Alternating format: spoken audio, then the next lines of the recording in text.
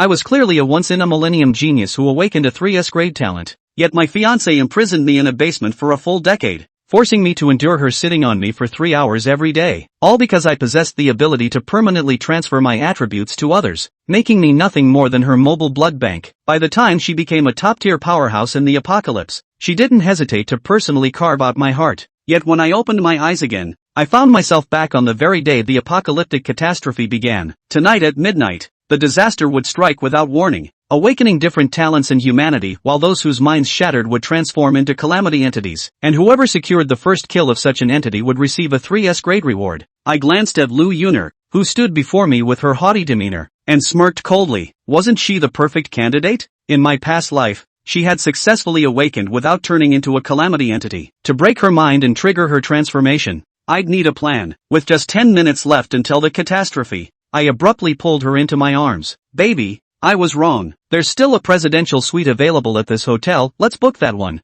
okay? Hearing my sudden obedience, Lu Yuner naturally chose to forgive me. After maxing out all my credit cards, I finally secured the presidential suite at the Magnolia Hotel. The two took the elevator all the way to the top floor of the Magnolia Hotel. As soon as the door opened, Lu Yuner rushed to the lavish floor-to-ceiling window to admire the stunning view outside, her face unable to conceal her joy at that moment. But in the next instant, a hand pressed her head against the window, and a slow, questioning voice whispered in her ear, "Little Yuner, do you like the view here?" Faced with the question, Lu Yuner hadn't yet realized what was happening. Her coquettish voice softly replied, "Darling, you're hurting me a little." "This already hurts?" I locked my hand around her neck, my tone calm. "Then you'd better brace yourself not to scream later." Lu Yuner froze for a moment, thinking I was flirting with her, but the next instant, a crisp sound rang out as I raised my leg and forcefully drove it against the back of her elbow, snapping her left arm, followed by her right. "Hoolie, what are you doing?" Only then did Lu Yuner realize this wasn't some romantic play, it was deliberate harm. It was murder. "What am I doing? Isn't it obvious?" I stepped on her neck, increasing the pressure as my voice grew louder. "In our past life, you ate my food, drank my wine, enjoyed every resource I provided, only to discard me like trash in the end." "What past life? I don't know what you're talking about." Lu Yuner struggled to force a few words from her throat. "You've truly gone mad." I paid no attention to this, instead turning to smash the glass table in the hotel. I picked up a shard of glass and pressed it against Lu Yuner's neck. At that moment, Lu Yuner instantly sobered up, then without hesitation knelt before me and began to plead, "You just want to sleep with me, right? I'll agree." I glanced at my phone. Only 10 seconds remained before the catastrophe. Thinking quickly, I stepped forward, grabbed Lu Yuner by the hair, and pressed her face against the glass. "You have one last chance. Think carefully about what you should say. I'll give you anything. Please don't kill me." "Fine," I said, taking a step back, a faint smile curling at my lips. "As long as you do exactly as I say, I won't kill you." "Turn around. Face the glass." Lu Yuner froze for a moment, as if realizing something. Not only did she turn to face the glass, she even leaned her head against it, slightly parting her legs as if waiting for something. But in the next instant, I kicked the floor-to-ceiling window, shattering it. As shards of glass rained down, I grabbed her hair and slammed her to the ground. Looking down at the view from the 40th floor, the glass shard in my hand plunged repeatedly into her flesh, mangling the face she had always been so proud of. Chaos erupted below as everyone looked up, their eyes met with a writhing figure and agonized screams. I knew all too well that for someone utterly vain and obsessed with beauty, the easiest way to break her spirit was to trample everything she took pride in into the mud. As the countdown to the catastrophe's 0 hour ended, a flicker of disappointment crossed my eyes. Her psychological defenses were still just a bit short of breaking, but I had one last trick up my sleeve. Immediately, I raised Lu Yuner's phone, turned on the live stream, and shouted loudly, "Come quick, it's Xiao Yuner's New Year's giveaway extravaganza." Lu Yuner was already a minor internet celebrity, and the moment the broadcast started, a flood of viewers poured into the livestream. Countless comments rapidly filled the screen. As I spoke, I brought the phone closer to Lu Yuner's face and sneered, "Ha, your fans really adore you, don't they?" The skyrocketing viewer count and engagement on the screen shattered the last shred of her dignity. Under the weight of her emotional collapse, the color of her pupils began turning crimson, one of the telltale signs of a catastrophe victim. Seeing this, I swiftly stepped forward, gripped Lu Yuner by the throat, and slashed her neck with a shard of glass. As a wail abruptly tore through the air, a series of notifications flashed before everyone's eyes. "Welcome to the global apocalypse. Please carefully read and memorize the following text in its entirety. 1. The apocalypse descends. The world will experience the same apocalypse. Note, the apocalypse timing is random. The type is random. The danger level is random, good luck. 2. In the post-apocalyptic world, any creature that performs actions beneficial to its own survival can earn points. Note, points can be exchanged for anything you need, including the status of a deity. 3. All intelligent creatures will randomly receive one talent. In the apocalypse, there is no order. Global announcement: congratulations to Survivor Huli for achieving the world's first kill. Rewarded with +1 SSS-tier random prize. The final announcement was broadcast 3 times in a row, flooding everyone's screens. People worldwide were speculating about who this first killer could be. Meanwhile, I let out a long sigh of relief as my unique talent was successfully drawn. Congratulations to Survivor Huli for obtaining the SSS-tier talent. Bestow effect can be used on any target to permanently transfer your own attributes to them. Usable once per day, and your own attribute points will not be lost. I looked at my left hand faintly glowing with white light, a trace of disappointment flashing in my eyes. Sure enough, my innate talent was still this one, but I still had hope. Thinking this, I eagerly claimed the first kill reward. Congratulations, Survivor Huli, for obtaining the SSS grade talent. Plunder effect can be used on any target. When in close contact, there is a certain probability to randomly obtain one of the target's talents, attributes, or items. Each target can be used 3 times per day. Seeing this, my pupils trembled instantly. Staring at my right hand radiating black light, my eyes were filled with delight. With this talent, I at least wouldn't have to remain a support anymore. I glanced at Lu Yuner lying on the ground and, without hesitation, raised my right hand to press against her remains. Plunder activate. Survivor Huli successfully deprived. Obtained SSS-tier talent. True sight effect can be used on any target, allowing observation of the target's detailed stats, as well as hidden attributes, hidden traits, and hidden uses. At the same time, an intense heat surged through my pupils. When I looked into the mirror again, I could faintly see a dark golden glow flickering within my irises. As true sight activated, a panel belonging to me abruptly appeared before my eyes. Survivor Huli, survival level 1, physique 6G, strength 6G, intelligence 6G, agility 6G, mastered talents: bestow SSS, deprive SSS, true sight SSS. Normally, the status panel would only unlock after surviving the first apocalypse or reaching survival level 3. But now, with true sight, I can gain early insight into my own condition. All my stats are identical to my previous life. After all, Lu Yuner had once used true sight on me in that life and shared these exact numbers. However, at that moment, I noticed the words hidden effects. Lu Yuner had never mentioned this in my previous life. Curious, I clicked to view the detailed description. It turned out that both bestow and deprive possessed hidden effects. Deprivation, hidden effect. This talent can deprive both living beings and inanimate objects. Endowment, hidden effect. This talent can bestow everything the user possesses, including but not limited to attributes, talents, and states onto any living being, object, or other talent, with no limit on frequency, except for this talent itself. So that's how endowment works. If I had known this usage earlier, I could have dragged Lu Yuner to death with me when I died. That would have been the true SSS tier. Even better if talents could be endowed between each other. Huli was delighted and tried to bestow deprivation on top of the Eye of True Sight. Chapter 3: Divine Characteristics. Neptune get. Ding. Congratulations to Survivor Huli for successfully obtaining the SSS rank word, deprivation. Word deprivation 1. When using the Eye of True Sight, it will forcibly deprive the opponent of a talent, attribute, or an item. Hiss. Forcible deprivation. If this were to use the Eye of True Vision against a god, it be able to directly deprive the other party of their godhood. And so on. God. If memory serves, they, the survivors, did have a chance to see the gods once in the early days. Rules. The first person to familiarize themselves with and recite all the rules will receive a prayer to God. Praying to the gods allows you to make a request and ask for their help in fulfilling it. As to whether it can be achieved. The person who completed this hidden mission last time had prayed for his escape from the end times, and as for the result, the gods sent down a pillar of light, after which he disappeared above the world. As for whether he escaped the end times or was wiped out by the gods, no one knows. Wrestle with it. Huli had seen the bottom of the world and would never let go of any opportunity to improve himself. There will be torrential rains coming in this first end time. 99% of the globe will be flooded, lasting a full 49 days before anyone finds a way to end the end times and move on to the next. And he had no other advantage right now other than those 3 gifts. There were no supplies, no carriers, and no offensive means to deal with the calamity. Even if you pull out a hair from a god, you can still use it as your carrier. Say it and do it. Hu Clutch closed his eyes and memorized all the rules and remarks that had appeared earlier as he recalled them in his mind. Ding!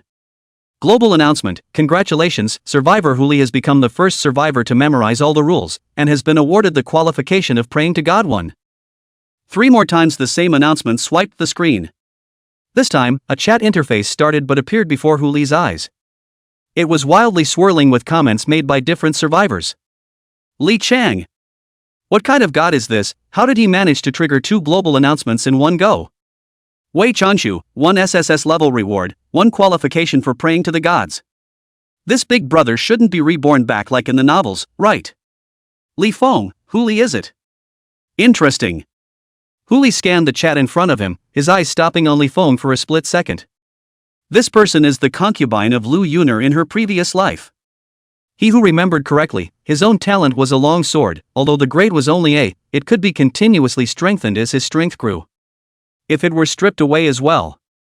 Even if it doesn't work well, it's still pretty nice to have in your collection. Wow!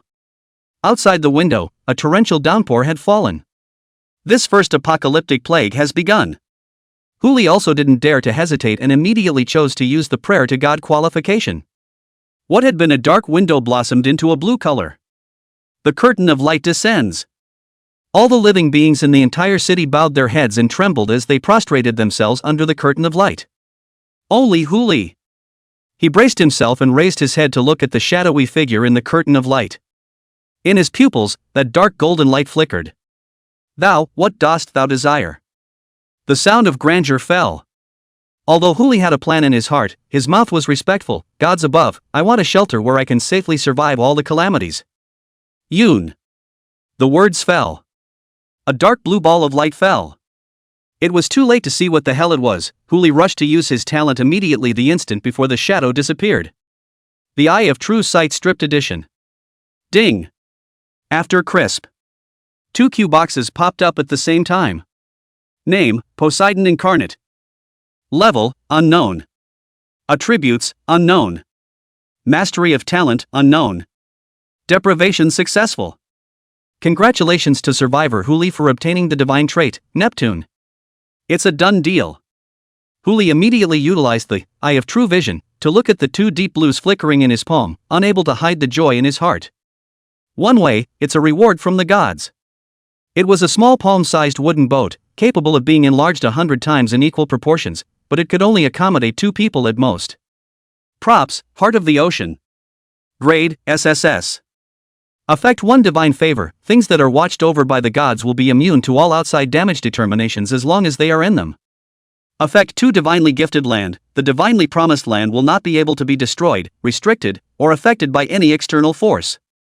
Hidden Effect Ocean Heart, without using the Ocean Heart, you can attach the Ocean Heart to any vehicle or territory to make it a sealess country, which has all the abilities of the Ocean Heart and has the trait Infinite Growth.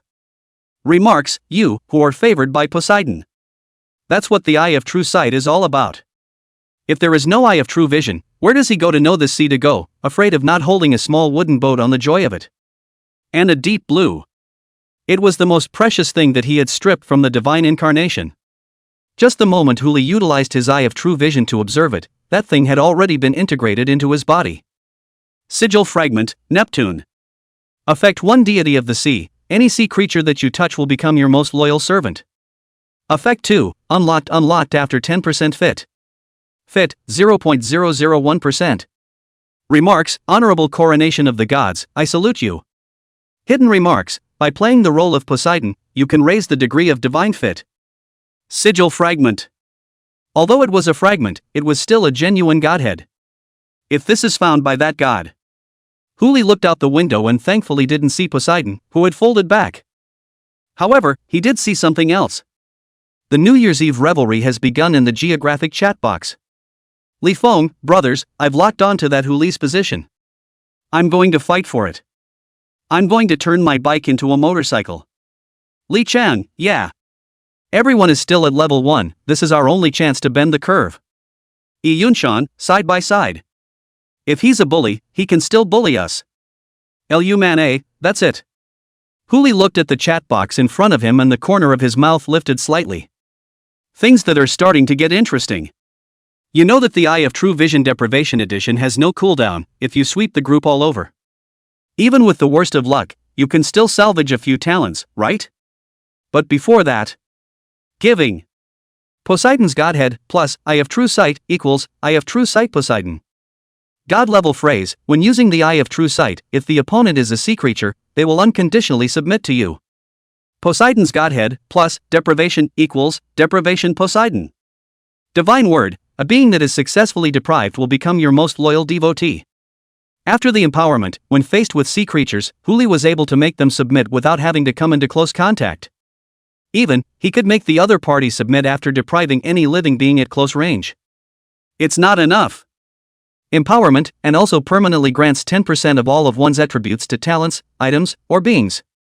It was a pity that the empowerment could be used indefinitely, but the opportunity to empower attributes only had one chance per day, and you had to wait until the next day for the attributes to be restored. Right now, his attribute value was still too low to use it directly, which would be tantamount to wasting this opportunity. Just right.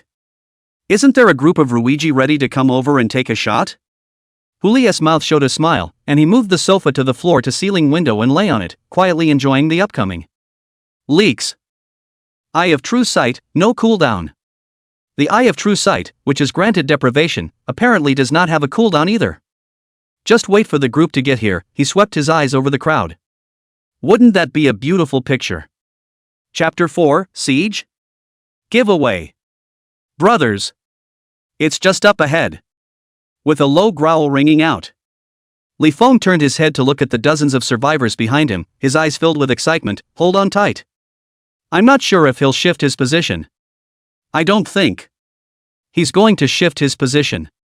A sound came from amongst the crowd, only to see a man tilting his head and looking into mid-air. That Li Feng couldn't help but freeze and followed the man's eyes. Boom! A thunderbolt exploded under the torrential rain. The purple aura that flashed through the air, illuminating half of the sky, also reflected a certain window in the middle of that hotel. Just see a figure lying on that sofa, shaking a glass of red wine in his hand that he had taken from nowhere, overlooking the contempt, I should say. Scornful of all that was before him. And that includes them. So damn arrogant. Li Feng cursed angrily. He, however, was not a stupid person with courage and no strategy, and immediately looked behind him, according to the arrangement just made, ambush the downstairs with a means of long-range attack, and wait for the opportunity to move. Melee attackers, come with me, up the stairs. The crowd nodded their heads, although they started to act according to what Li Feng said, they did not really believe him. It wasn't Li Feng's charisma that drove them here, but pure profit. If they could maximize their benefits, they wouldn't hesitate to take a shot at Li Feng. Under the storm, 15 survivors with long-range attacks were already ready below, while 20 more survivors were running towards the upper floors under Li Feng's leadership. The figure on the couch rose slowly. Huli drained his glass of red wine and casually placed it on the table, and propped himself up. Finally, he took a step forward and stood in front of the window, a dark gold glow in his pupils. Eye of True Sight Deprivation, activated. Moment. 15 prompt boxes popped up one after another from in front of his eyes. Physical fitness +3. Power +1. Intelligence +4. Get mineral water +1. Get chocolate +1. Getting a can of luncheon meat +1. Phew. Huli exhaled a mouthful of turbid air, his eyes filled with excitement. The first round of deprivation is over. Unfortunately, just as Huli was about to start the second round of deprivation, the group had already reacted and started to flee. Okay. The harvest is still quite impressive. In addition to the 3 supplies, the other 12 contributed a total of 26 attributes to him. For every level the seeker gains, they also only gain 10 points of free attributes. These 26 points of attributes were equivalent to directly allowing him to ascend by more than 2 levels, and their terror was naturally self-evident. Bang! The door, in response, shattered. Huli turned around just in time to see a black panther crashing towards him. Shapeshifting class talent, still pretty rare. Huli slightly raised his right hand, facing the black panther that came swooping over. He easily handled it with one hand. His original strength attribute had already exceeded 12 points, reaching F class. Not to mention stiffly resisting the black panther, even a single blow to its dog's head would not be a problem.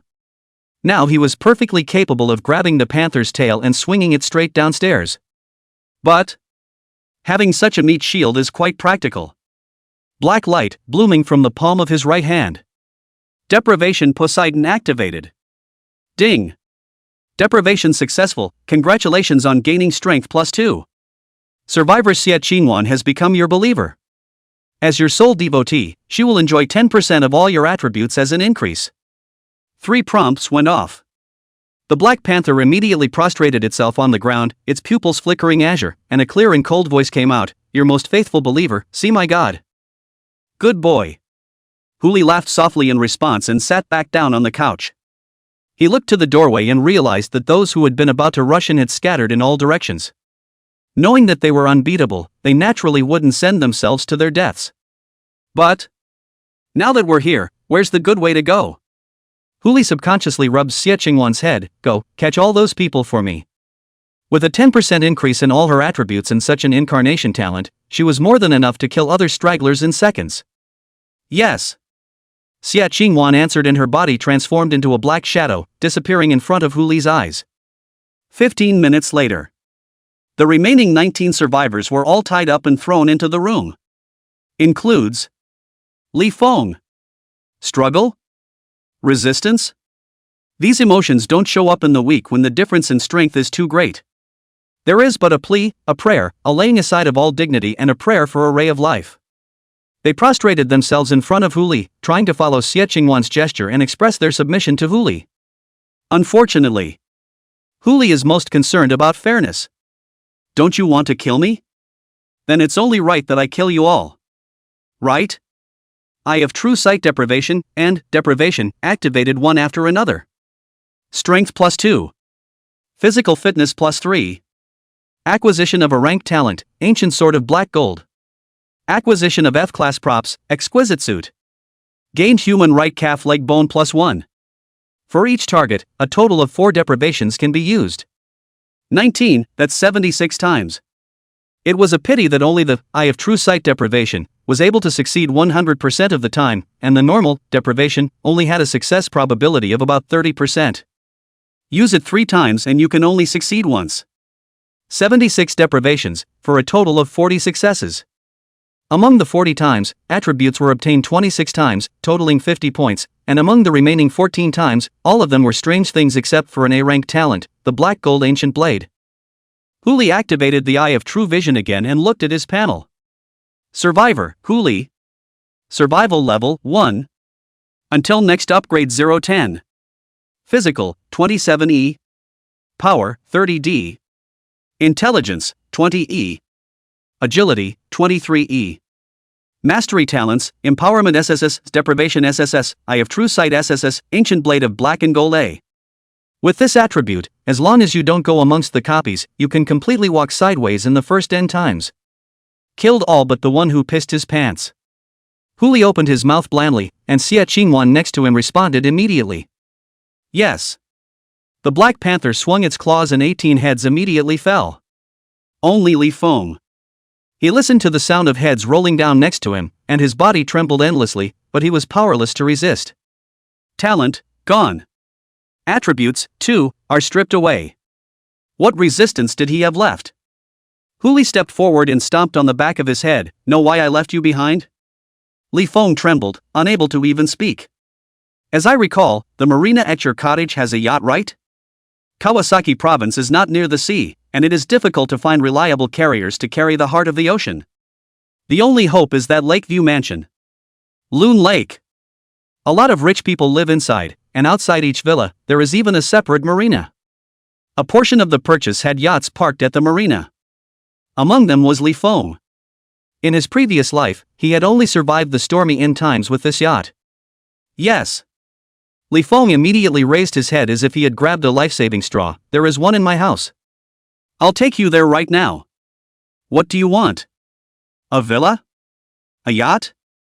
Money? I can give you all of it." Meh.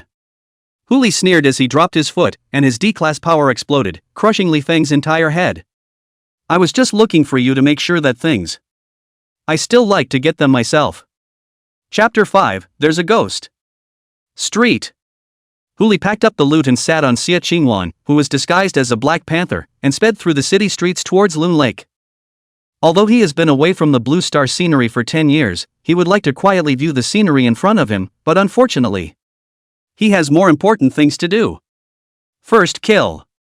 Targeting the first kill of the Fae. From the first second the announcement was made, humanity had a total of 72 hours to prepare. In 72 hours, the end times will officially begin, with all kinds of natural disasters, alien beasts, and plagues coming one after the other. Especially exotics. In addition to the many small foreign beasts, the Blue Star would be divided into 9 continents, with a powerful foreign beast appearing in each continent's territory. Huaxia occupies one continent alone, and the powerful beast of this continent is a Jiao snake. When it was first born, it had reached rank D, with a body length of hundreds of meters, and a single stir of the snake's tail could break an entire concrete building from it. At that time, the survivors of the entire Sichuan province were no match for it, and it could only be allowed to entrench itself in Shudu and develop unchecked.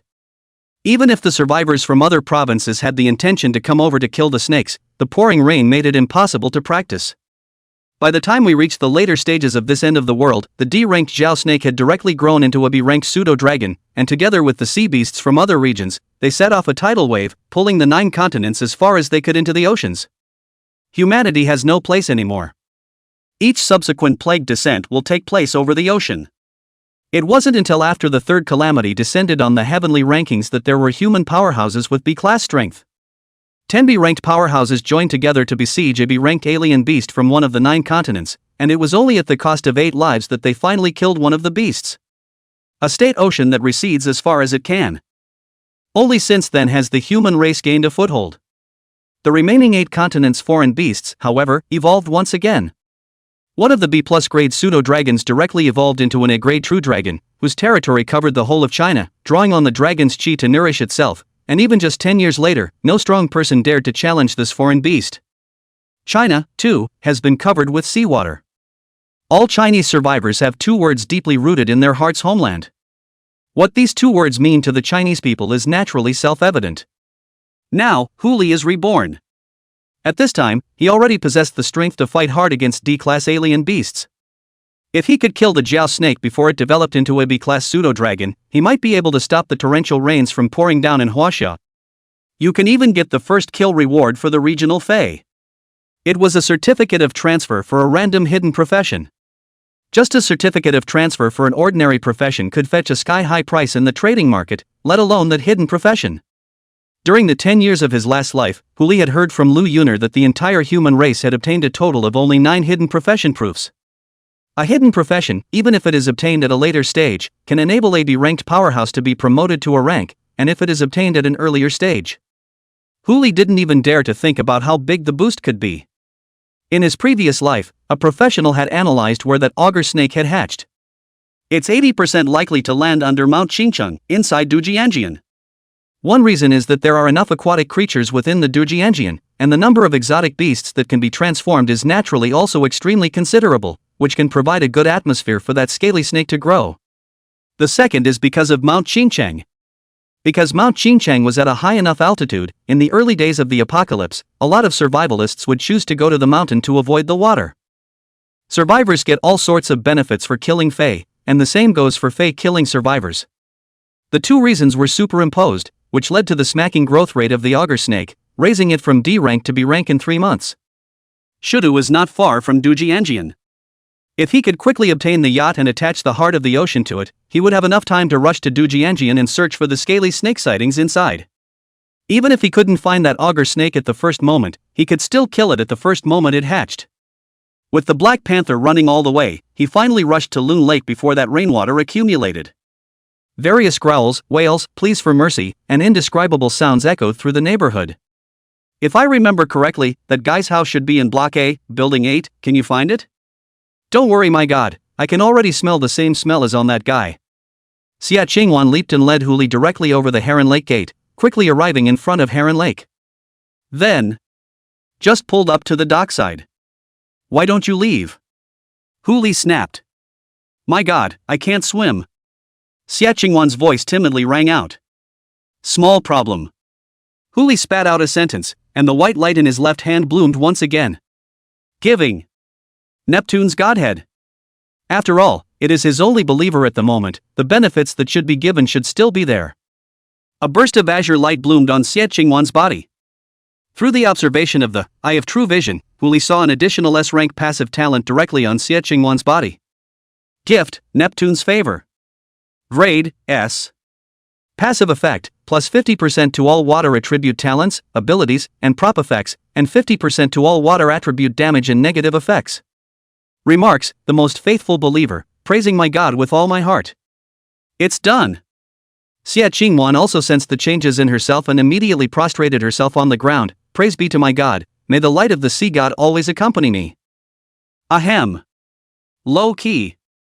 Low key. In the future, you can just praise it in your heart, and in the future, don't call me sea god, just call me master. He, the sea god, was a fake, but the sea god's favor that had just been bestowed onto Xie Qingwan was real. If her praise is perceived by that sea god and casts a watchful eye, Huli wasn't sure that he would be casually crushed to death. It's better to keep a low profile.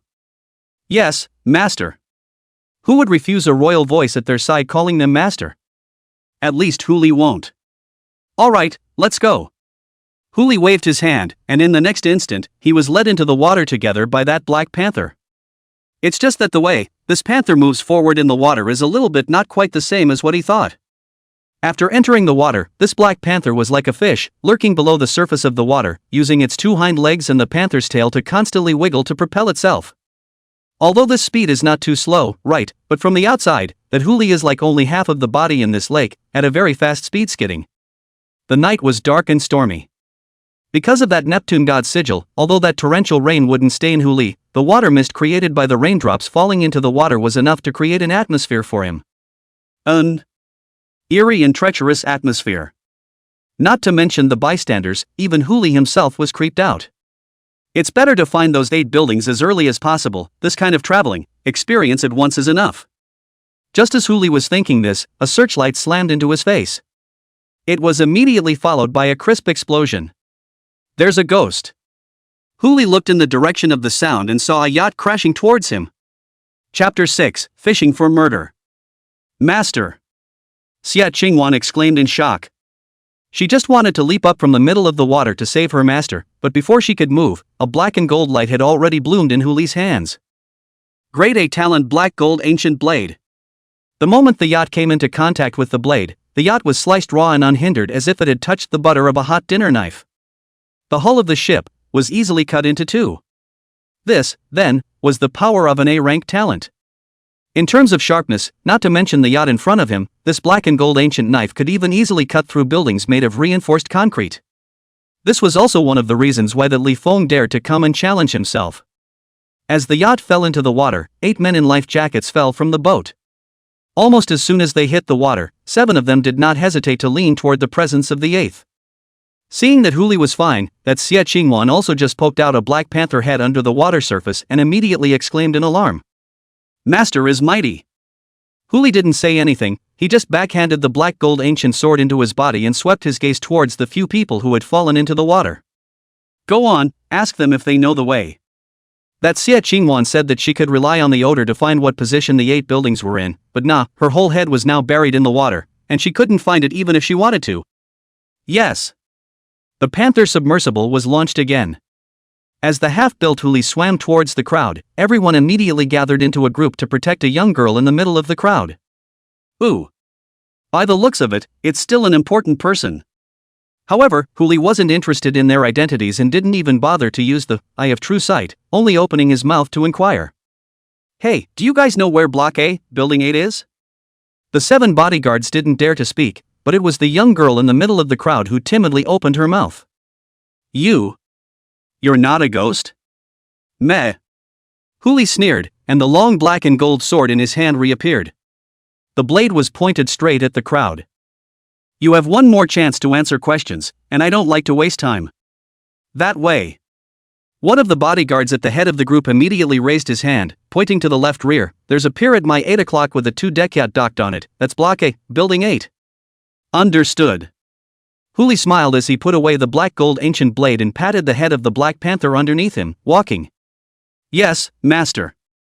With the sound of Xie Qingwan's voice, it was only then that the crowd in that water realized that there was a living thing underneath the teenager. It was just that the light was too dim for anyone to realize what the living thing actually was. The Black Panther carried Hu Li as he swam all the way towards the 8th building, and the bodyguard who had just spoken out spoke again. 2 and 3, you guys go find another boat. The rest of you, follow me to protect the lady. Yes. 2 of the 7 immediately took off their life jackets and swam toward the slightly closer dock. The remaining 5 were staring intently at the direction that the teenager had disappeared in, fearing that the other party would reappear. Uncle Wei. The young girl spoke again, do you think we could hire that man to escort us home? In exchange for 1. No, 2 spots at the shelter. This. The one called Uncle Wei didn't know what to say. After hesitating for a long time he frowned and spoke, Miss, it's better to be cautious, we don't know that person's roots, if we rashly let him join the team, in case something happens. He didn't kill us just now. The young girl faintly floated out a sentence, her tone missing the panic of a moment ago, but instead surprisingly calm. When number 2 and number 3 come back to the boat, we'll follow him at a distance and see what happens first. Uncle Wei also knows that once this young lady decides something, 10 oxen can't drag it back, and he can only follow orders. Ask him. It's just going through the motions. The Black Panther carried Hu Li onto the pier, and looking at the 2 words 8 buildings printed on the pier, he also knew that he had not found the wrong one. Success, that's it. Hu Li looked at the yacht in front of him, although it could not be said to be satisfied, but it was still considered to be a good job.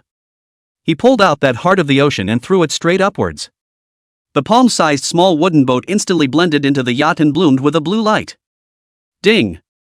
Congratulations to survivor Hu Li for triggering the hidden effect of the heart of the ocean.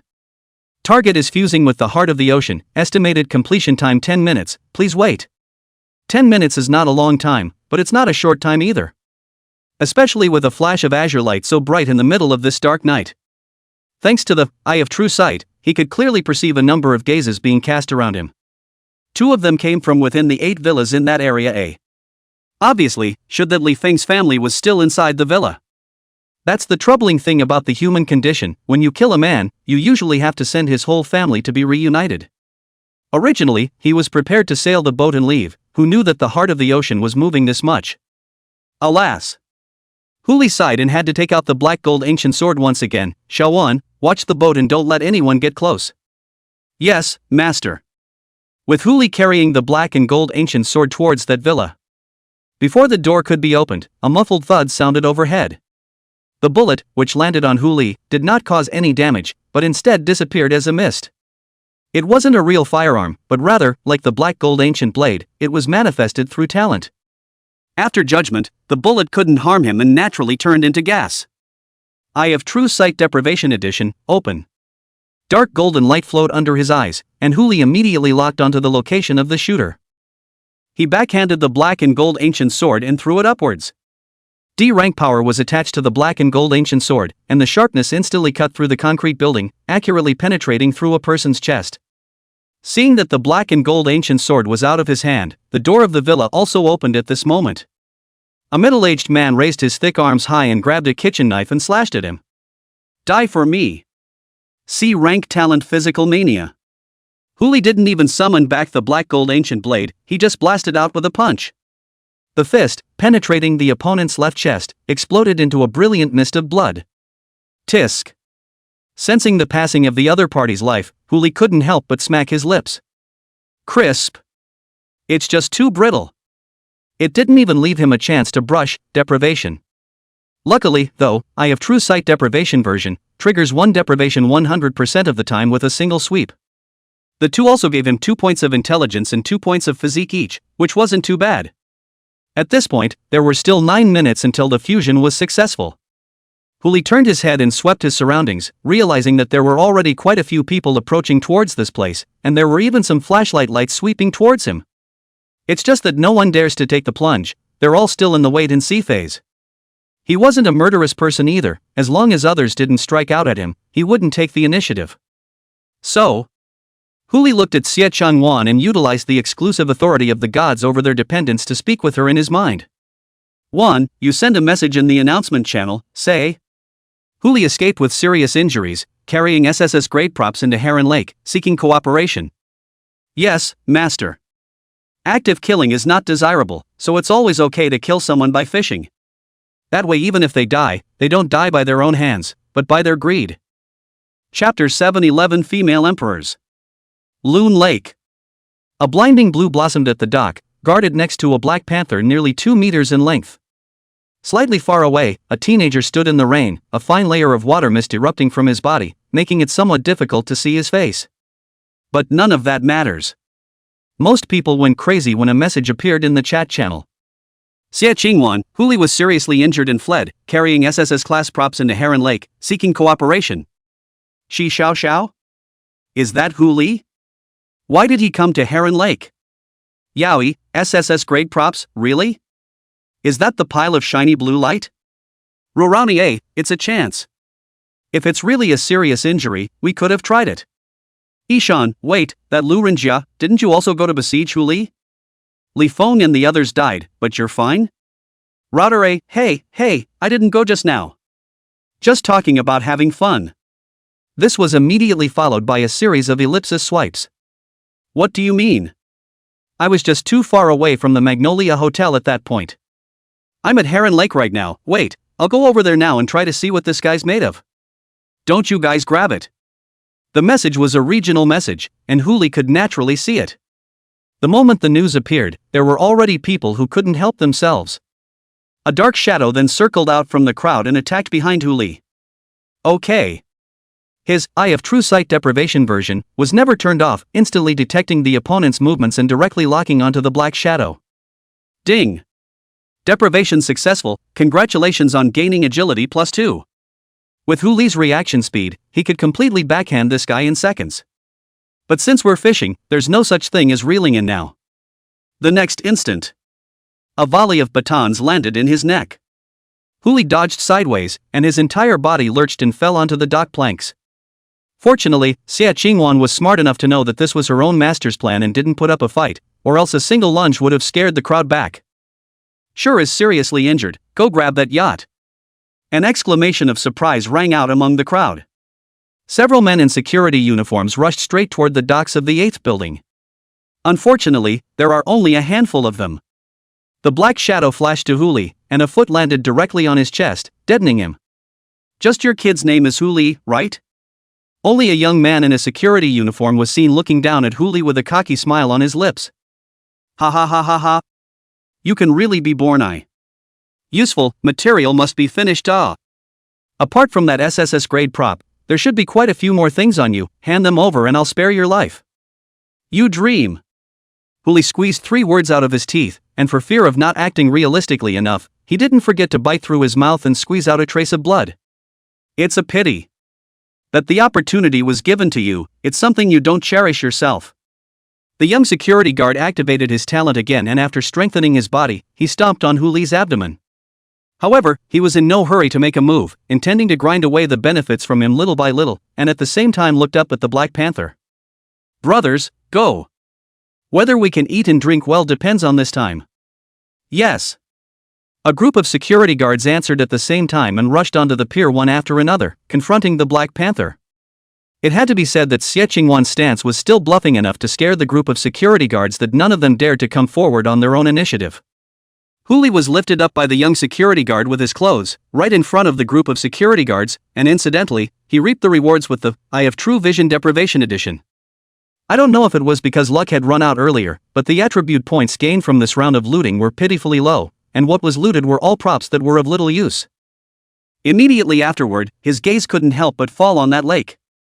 The crowd he had just personally sent overboard found another boat and drifted back out on the lake, heading quickly toward this spot. By the looks of them it seemed they were planning to come over and get in on the action as well. Just right. 2 fish are collected, 3 fish are collected, and when they come over they will collect the nets, and it should be about time to do the math. As the group docked, 5 of the 7 bodyguards on the boat ran straight down, with only 2 still guarding the young girl. Xie Qingwan still did not make a move under Huli's guidance, but allowed the 5 bodyguards to get off the boat. But just as Huli was planning to close the net, the 5 bodyguards unexpectedly did not make a move against the Black Panther, but rushed across to the group of security guards and confronted them. Go! With a fall, the 5 bodyguards also displayed their own talents and fought with the group of security guards. Everyone was at the starting stage. There was a gap in talent, a gap in fighting skills, and even innate attributes. Those 5 bodyguards were all professionals, and froze to fight with those security guards, and even had a hidden advantage. A few big brothers in front. The young security guard carried Huli and said with a frown, "It's not a solution to fight like this. Why don't we interrogate this guy first, press the benefits on him dry, and then slowly divide the spoils? How? Who says we're here to share the spoils?" One of the bodyguards questioned out, while not forgetting to look at Huli. "This, sir, we were wrong earlier, and the lady wanted us to come over and apologize. It also says there's not much fish around that will come in, so it's time to reel in the nets." Huli let out a snort, obviously not expecting anyone to see through his schemes. He was not in a hurry to do so, but with the light from the yacht, he did get a good look at the young girl's face this time. Looks a little familiar. But he couldn't remember where he'd seen it before. A normal shot of Eye of True Sight was thrown over, and the young girl's panel appeared. Survivor, Chu Hongyu. Survival level 1. Until next upgrade 010. Physical, 6G. Power, 4G. Intelligence, 10F. Agility, 7G. Mastery talent, 1 thought SSS. 11 Empresses. The moment that name and talent appeared, Huli remembered who she was. In his previous life, this perennial list of the 11th in the heavenly ranking.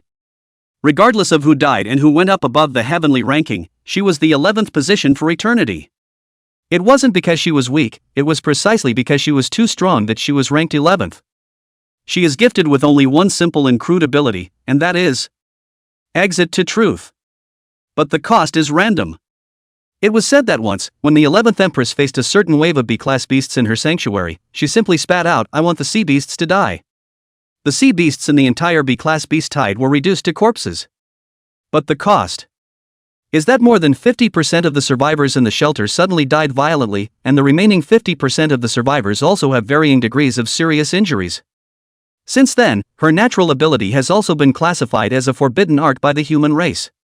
If there was anyone who could exterminate the future class a true dragon, it was clearly only her. But that was a price that the human race could not always afford. That was why the human race heavenly ranking list had permanently listed her as the 11th, symbolizing her formidable strength, yet not daring to let her actually make a move. As one of the SSS level talents, this talent is the only thing that Huli does not want. Forget it. Since it's not a fish that's coming, let's reel in the net first. He wouldn't dare wait for that 11th Empress to speak. Ha ha ha ha ha. Fishing? And reeling in the nets? The young security guard laughed out wildly, his tone full of mockery. "You are talking about this guy who looks like a dead fish in my hand. You think he is pretending?" Words, not yet finished. A black and gold ancient sword then pierced out from the young guard's back and came back into Huli's hand. Huli didn't bother to look at the corpse on the ground and just spat out a sentence blandly. "Wanda, do it." Chapter 8, Characteristics, Boundless. "Yes, Master." With a fall, Black Panther and Huli directly took care of all those security guards. He scanned the names of the bodies on the ground. None of them were Lu Rinjia. Well. Looks like this guy is ready to get high to the end. Huli couldn't help but log into the chat channel and issue a question. "Huli at Lu Rinjia, where are you?" "Lu man a, hiss. The big brother, you are still alive ah. I'll just say a few words, you must not take it seriously. If you take it seriously, you come to hit me ah. Anyway, you can't find me anywhere." Put. Chu Hongyu's laughter rang through the yacht. The 2 bodyguards beside her were scared out of their wits. My god. How dare you laugh out loud when that person is still in front of you?" Huli helplessly rolled his eyes and looked at the 11 emperors without saying anything, nor did he continue to send messages in the chat channel, but instead walked slowly towards the heart of the ocean that belonged to him. The time is just right and the countdown is over. Heart of the ocean binding complete. Ding! Congratulations to Survivor Huli for successfully unlocking the SSS class carrier, Heart of the Ocean. Carrier has been successfully bound, please check after the ride. Perfect. But now is not the time to board the ship. Huli looked towards the 11 emperors at the bow of the ship, and without waiting for him to speak, the other party went ahead and owed a bow. "I'm sorry about the gentleman. Shu Hongyu's mouth was tinged with a smile. I was the one who offended earlier when I said that you were a ghost. I apologize to you, and I hope you'll forgive me. Gee, that's a lot of attitude to put down. Froze half mentioning that he split the yacht with a knife and let them fall into the water. In her previous life, it was rumored that the 11th Empress was the best at scheming, and would calculate the slightest benefit. Now with this attitude, it's mostly because something is asking for it, not as much as... Oh. Huli answered, immediately toward the Chu Hongyu spread his hands. All said is to make amends, to apologize. Apologize, you have said. Gift and how to compensate? The bodyguard next to Chu Hongyu almost spat out a nationalist phrase. Luckily, held back. Otherwise, Huli didn't care to go through the trouble of getting an additional SSS-ranked talent on himself. The big deal was that he didn't have to use it. Gifts, naturally, are also paid for. Chu Hongyu smiled and opened her mouth. The most important thing in this end time descent is resources. I can compensate Mr. Hu with 20 pounds of fresh meat, 20 cases of canned meat, and 20 cases of pure water. Huli's eyes drooped slightly. A blank check, huh? Where do you want me to go to get it? Mr. Hu is smart. Chu Hongyu continued to smile. Before the end of the world, my father had a little bit of money and set up a shelter on the outskirts of Shudu, which is only 100 kilometers away from here, so as long as you escort me to the shelter, all these things can be given to you. In her previous life, this 11th Empress did indeed own a shelter, and had even absorbed quite a few survivors to defect. It's just a pity, that augur is just too fierce. Even if the 11 Empresses managed to fend off the beast tide, they wouldn't be able to deal with the augur dragon. This 11th Empress could only take a small number of her inner circle on a boat to escape from Shudu, and as to where this shelter is, no one knows. Where is? Huli asked after hesitating for several breaths. He is not lacking in resources, but he is lacking in attributes. Where are the most people after the end times? Nature is shelter. If one could go to this shelter and mingle, sweeping around with the Eye of True Sight Deprivation Edition, it would be an attribute for nothing. The Dragon Pool. That is a scenic area, not too far from Dujianjian, also still in the same direction. This business can be done. A smile appeared on Huli's face and he slowly nodded his head. Yes, but reparations are reparations and business is business. What is my payment for escorting you there? Chu Hongyu stared at Huli's eyes, gently opened her vermilion lips and slowly spat out 12 words. But wherever I have, as long as you want, let you pick Jer. Although this 11th Empress was not considered to be a beautiful country, in terms of looks and temperament, it was enough to leave behind a small netizen like Lu Yuner by a few blocks. If it were anyone else, they might have craved her body, but Huli wouldn't. Women were like poison to him, especially women with too many ideas like this one. However, since words like let's pick and choose had been said, he didn't mind using deprivation on her and the survivors within her shelter a few more times. Yes. Huli lightly smiled and spat out, it's settled, but we're on different ships and different teams. You can only follow me at least 100 meters away, the route will be set by me, and if there's a situation, I'll make a move. No problem. Chu Hongyu laughed softly and spoke, then I wish us good cooperation? Have fun working together. Huli responded with a smile, and then with the Black Panther in tow, he stepped onto the heart of the ocean. The Eye of True Sight opened, and the panel of the heart of the ocean popped up in front of her eyes immediately afterward. Props, no Shanghai State. Category, Carrier. Grade, SSS. Rank, 10100. Effect 1 Divine Favor. Things that are watched over by the gods will be immune to all outside damage determinations as long as they are in them. Effect 2 Divine Land. A place of divine promise that will not be able to be destroyed, restricted, or affected by any external force, and binds the survivor Huli. Effect 3 Boundless, plus 1 experience value for every 1 nautical mile traveled. Other effects can be unlocked after upgrading the ship. Remarks, the heart of the ocean, it's beating. A sea carrier that can grow indefinitely. Regardless of whether or not he succeeded in going to kill the augur this time, this prop would be able to become the basis of his future security. Right. Boundless. Is kind of a trait. Huli immediately pressed his hand on the hull of the no sea country, and the deprivation was activated. Ding. Deprivation failed. One more time. Ding. Deprivation successful. Congratulations to survivor Huli for acquiring the trait, Boundless. It's a done deal. Huli's pupils trembled, his heart overflowing with joy. He immediately drew out the black and gold ancient sword given to him and activated it. Ancient black and gold blade, plus, Boundless equals, Boundless ancient black and gold blade. On top of the already gorgeous enough black and gold ancient sword, a Kirin silhouette even faintly emerged, as if it would be able to leap out of the sword as long as it was fed. Its toughness and armor-breaking strength is taken to the next level. That talent, which was originally only A ranked in strength, was directly upgraded to S rank, unlocking the experience bar while also gaining a brand new trait. Boundless, every time you kill a foreign beast, you will accumulate 1 point of experience value. As long as he accumulates 1,000,000 experience points, he will be able to call out the Qilin, and the grade of the black gold ancient blade can continue to rise, and it is even possible to raise it to SSS grade. It's just a shame. Huli also attempted to bestow Boundless to other talents, and they all ended in failure. It seems that the SSS rank is the limit of the talent, and you can't get Boundless anymore. That's enough. As the saying goes, you can't chew too much. The night, it was late. Huli lay down on that, no Shanghai country, and didn't care how chaotic it was outside, he just gradually entered dreamland. Anyway, with a large family around, he didn't have to go about gathering any resources, he just needed to get her to the shelter to accumulate enough food and resources and hold out until 3 days later. As for 3 days later, delicious and special purpose beast meat will become the new favorite of the dinner table, and beast blood will become a drink that sells better than alcohol. All living resources can also be purchased in the system mall that will open in 3 days, and all it costs is just the points gained from killing foreign beasts. Only the weak will need these ordinary supplies for living. Huli's only hope is that he is still on this ship when he wakes up, not in that dark dungeon. In the meantime, another ship.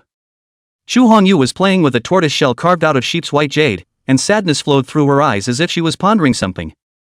Mississippi. Uncle Wei couldn't help but walk behind Chu Hongyu and speak softly, "It's better to rest early, right? Uncle Wei." Chu Hongyu raised her head and looked through the porthole at another ship 100 meters away. "Do you think it would be fun if I used my talent to make that man fall in love with me?" Chapter 9. Your ship has been requisitioned. February 17, 2026, 7 a.m. 7 hours have passed since the calamity struck. The sun struggled to cast some light from the clouds, barely illuminating the world. Huli had already gotten up, sensing that all his limbs were still healthy, he couldn't help but show a knowing smile. Xia Qingwan, who was standing guard next to him, also got up at this moment and silently stood by his side, waiting for orders. "Notify that side and get ready to go." "Yes." As the calamity descended, the order of the entire city had been completely paralyzed, followed closely by the successive collapse of the network system, the power supply system, and the drainage system. Coupled with the fact that Chuan province is already a basin structure, the water table line here has always risen a bit faster than elsewhere under the influence of global heavy rainfall, especially since there are still a number of water conservancy projects in Chuan. With all the reasons superimposed, the average water level line of the entire Shudu has now reached about 10 meters. Except for some survivors with special body strengthening talents, most of them had to find a way to find, or make, carriers first to survive this natural disaster. Of course, Huli didn't need to consider these questions. "Master." Black Panther returned to Huli's side with a flash. "Mission accomplished. The other party said they are ready to go at any time." "Aha!" Huli answered, just wanted to activate the no Shanghai state, then suddenly realized something. He couldn't help but turn his head to Panther. "Go ask them again if they have a map." Soon, Panther returned with a paper map in his mouth. After years of experience in survival, small tricks like reading the map, Huli still knew. The two ships, one in front of the other, slowly sailed away from Heron Lake in the direction of that Dujianjian. An average water depth of 10 meters was enough to submerge the vast majority of stores in the city, and those remaining that could still poke their heads out of the water were either residential buildings or large superstores. Especially on New Year's Eve. Most people are at home for New Year's Eve, all trapped together to go. When they heard the sound of a yacht sailing by, the men crowded the windows as if they were crazy. "Help! There's someone else here. Help me. I have an S-class talent. Take me away with you and I will serve you forever." Various voices, one after another. Huli, however, as if he did not hear, is lying on the beach chair on the deck of the yacht, crossing his legs, looking at the scenery of the world. It seems that everything is so beautiful. It's just a little too loud for these ears. But it didn't matter, with the speed of the sealess country, it would soon drive into the suburbs, and then there would be none of this noise. But before that, a boat with flashing red and blue lights burst into view. This was immediately followed by a radio broadcast. Attention vessels ahead, we are the water pickets of Chuan Province, and for reasons of special circumstance your vessels have been temporarily requisitioned for rescue operations, please do not attempt to resist. Repeat. Please do not attempt to resist. Huli raised his eyes and swept the ships on the water. That's the way the world is, some people like to disrupt order in the midst of chaos, and some people like to maintain order in the midst of chaos. There were quite a few of those in the last life as well. They even created a spontaneous organization called the Salvation Society, which grew in the pre-cataclysmic period by virtue of having the advantage of heavy firepower hot weapons. The leader of his organization was perennially ranked 4th on the heavenly ranking, and even possessed 3 carrier-class shelters, which was considered to be a huge force. Only now. Drafting my ship? You want to eat? It was the voice that seemed somewhat familiar, but he couldn't recall where he had heard it before. Master, we are now. Xia Qingwan opened her mouth to inquire from the side. Don't worry about it, just drive forward. Yes. Anyway, no Shanghai country will not be destroyed or restricted by any external force if they know how to get out of the way, even if they do not know how to get out of the way. Sorry, it's been a while since we've played bumper boats, too. As the No-Sea Kingdom continued to move forward, Xu Hongyu naturally knew the other party's choice and just silently followed the other party as they moved forward. First warning. Again, an announcement came from the other ship, please stop immediately and do not challenge our bottom line. No Shanghai still keeps moving forward. Second warning. If you do not stop the ship, we will take the necessary measures. Third warning. A woman in civilian clothes walks up to the bow of the ship with a radio at her waist and a gun in both hands, aiming it at the cockpit of the No Shanghai State. Bang! Gunshots echoed. The bullets were just heading into the air, not firing at the ship. But Huli stood up violently. It's her. This person. He could not forget in his life. In his previous life, on the 4th day of the end times, the alien beasts attacked. At that time, Huli and Lu Yuner were 2 weak aides, even with Huli's attribute bonus, which raised all of Lu Yuner's attributes to F rank, the two of them simply didn't have the power to fight back in the face of those foreign beasts. Especially if it was still in the water and they didn't have any carriers. Okay. That's when a picket boat came along and rescued the 2 men, saving their lives. And the owner of that ship is the woman in front of me. Chan Yi. He remembered the name. If it wasn't for Lu Yuner's strong request, perhaps Huli would have stayed on this ship and given Chen Yi a few attributes as well from time to time. Later, the two left after finding a life raft, and as to whether Chen Yi survived the calamity, Huli didn't know. Anyway, he hadn't seen this name on the heavenly ranking. Originally, his memories had been fading, but when this ship and this man appeared in front of him, those memories instantly came flooding back. Master, I'll go. When Xia Qingwan saw him get up, she subconsciously assumed that he was angered, and her 2 claws were already sharp. Bang. Huli backhanded a violent chestnut on the Black Panther's head. Go what go? You have to treat people with kindness, it's reasonable that you have to go and kill someone when they just fired a shot in the air. Black Panther held his head with both hands and looked at Huli with tears in his eyes, his little brain seemed to be filled with question marks. Stop the boat. A command. No-Sea State, emergency braking, just stopped at less than 5 meters from that picket ship. Even in the rain and fog, the two could see each other's faces. Huli took a step forward and opened the eye of true vision, to determine that the person in front of him was Chen Yi, and then smiled and opened his mouth. Hello, my name is Huli, this is my first time meeting you, please take care of me. Hello, Mr. Hu. Seeing that the other party had a tendency to negotiate, plus knowing what the name stood for, Chen Yi immediately saluted him. We need to commandeer your ship for rescue purposes. No. Huli smiled and spat out 2 words. A life saved is a life saved, but you can't get him to damage his own interests to help others. I'm sorry, he's just a one-time snakebiter. Having had a white-eyed wolf, he wasn't about to get a dog again. You. Sorry. Before Chen Yi could finish her sentence, a man stepped out of the cabin immediately afterward. With a pleasing smile on his face, he hurriedly came to Chen Yi's side and glared at her before looking at Huli. Mr. Hu, right? It was us who were hasty just now, please make yourself at home. Huli's eyes drooped slightly. Since it was someone from Chen Yi's ship, he naturally knew them. He seemed to be called something strong, and Huli couldn't remember. Not long after boarding the ship in the first place, this man had intentionally or unintentionally hinted at Lu Yuner, asking her to offer her body to him in exchange for certain resources. At that time, Lu Yuner naturally wouldn't give up Huli, who was a money tree, because of some resources, so she refused without even thinking about it, and even stabbed this matter in front of Chen-Yi. As a mother of God in the standard sense, Chen-Yi naturally punished severely, and then. Naturally, there was no then. We can't just throw him overboard and leave him to die, can we? That's a living human life. But it's just as well that he's there. Huli thought about how to pay back that share of saving his life. He ignored the man and just looked at Chen-Yi. Miss Chen, why don't we play a game? If you win, the ship of mine can be given to you to use as a rescue, and if you lose, you won't lose anything. How about it? Yes. Without any hesitation, Chen-Yi immediately spoke. How do you want to play? Please also ask Ms. Chen to get 10 people from your cabin to come up and we'll play a simple quiz game. Huli smoothly pulled out the can of lunch meat he obtained yesterday from his pocket. I suppose everyone on your ship is getting hungry?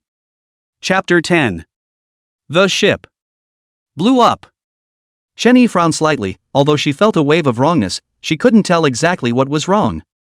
She had to nod, turning obediently toward the cabin. Apparently, she couldn't call the man beside her. Hey, thanks for giving us this opportunity, Mr. Hu. The man said and began to introduce himself. My name is Xiao Chang, Mr. Hu can call me Xiao Chang. Whether we have reached cooperation or not, I would like to make Mr. Hu you this friend, you see. Huli swept a glance at Xiao Chang and did not speak, but silently activated the I have true vision deprivation version. Agility +1. You're so stingy, you've only given me this much? Seeing that Huli did not respond, the atmosphere was instantly awkward, and that Xiao Chang had no choice but to freeze in place with an awkward smile on his face. Far away, Xu Hongyu came to the bow of the boat and looked at the Shanghai-less kingdom in the rain and mist with a playful look in his eyes. Why don't I go check it out, miss? Don't be nosy. Xu Hongyu glared at the man who opened his mouth, saying 100 meters is 100 meters, if you want to find death. I won't stop you. The words silenced the crowd. Xu Hongyu, on the other hand, turned her head to look around, muttering under her breath as she opened her mouth, if only there was someone who took advantage of this opportunity to attack us, it would be good, and it would also give him a chance to save the beauty of a hero. The words fell. A dark golden light flashed across her body. SSS rank talent 1 thought truth, activated. That Chen-Yi quickly walked up to the deck with 10 people. She had also made it a point to tell the crowd what they would be facing later, so that they must choose carefully. Looking at the 10 people standing in front of him, Huli couldn't help but take a step forward and stared at Chen-Yi's eyes as he spoke blandly. Before we begin, let me ask Ms. Chen a question. Do you think human nature is good or evil? What do I know about human nature? Chen-Yi also did not tune into Huli's thinking trap, arguing on the spot. Some people are good, some people are evil. I only do what I want to do. What do I care about them? Even if someone imposes evil on someone else because of your goodness? That is my responsibility, I will take it on myself. After pondering for a few breaths, Chen-Yi immediately opened her mouth. Very good. Huli spat out 2 words with a smile, his gaze fell on the 10 men, tossing a can with his hand. Then tell me, if I use this can as a condition to make them make a choice. It was the choice to push one of the people around me off the boat, thus trading this can of worms and my shelter. Or do you choose to give up the can and hand the choice over to the next person? Chen-Yi frowned. She had previously told all 10 of them that the one outside was Huli. Huli who triggered 2 global announcements. So naturally they all knew what it meant to be sheltered by this person. This condition. It's hard for 90% of normal people to say no. Bang! Before Chen-Yi could reply, a splash of water had exploded beside the hull. Someone, fall down. An old man among the 10 did not hesitate to push a little girl beside him into the water, and with a trembling arm, reached towards Huli. Quick! Hurry and let me on board. I did it! Huli glanced at the old man, his lips opening and closing. Idiot! With that, he turned his head and swept the Black Panther beside him.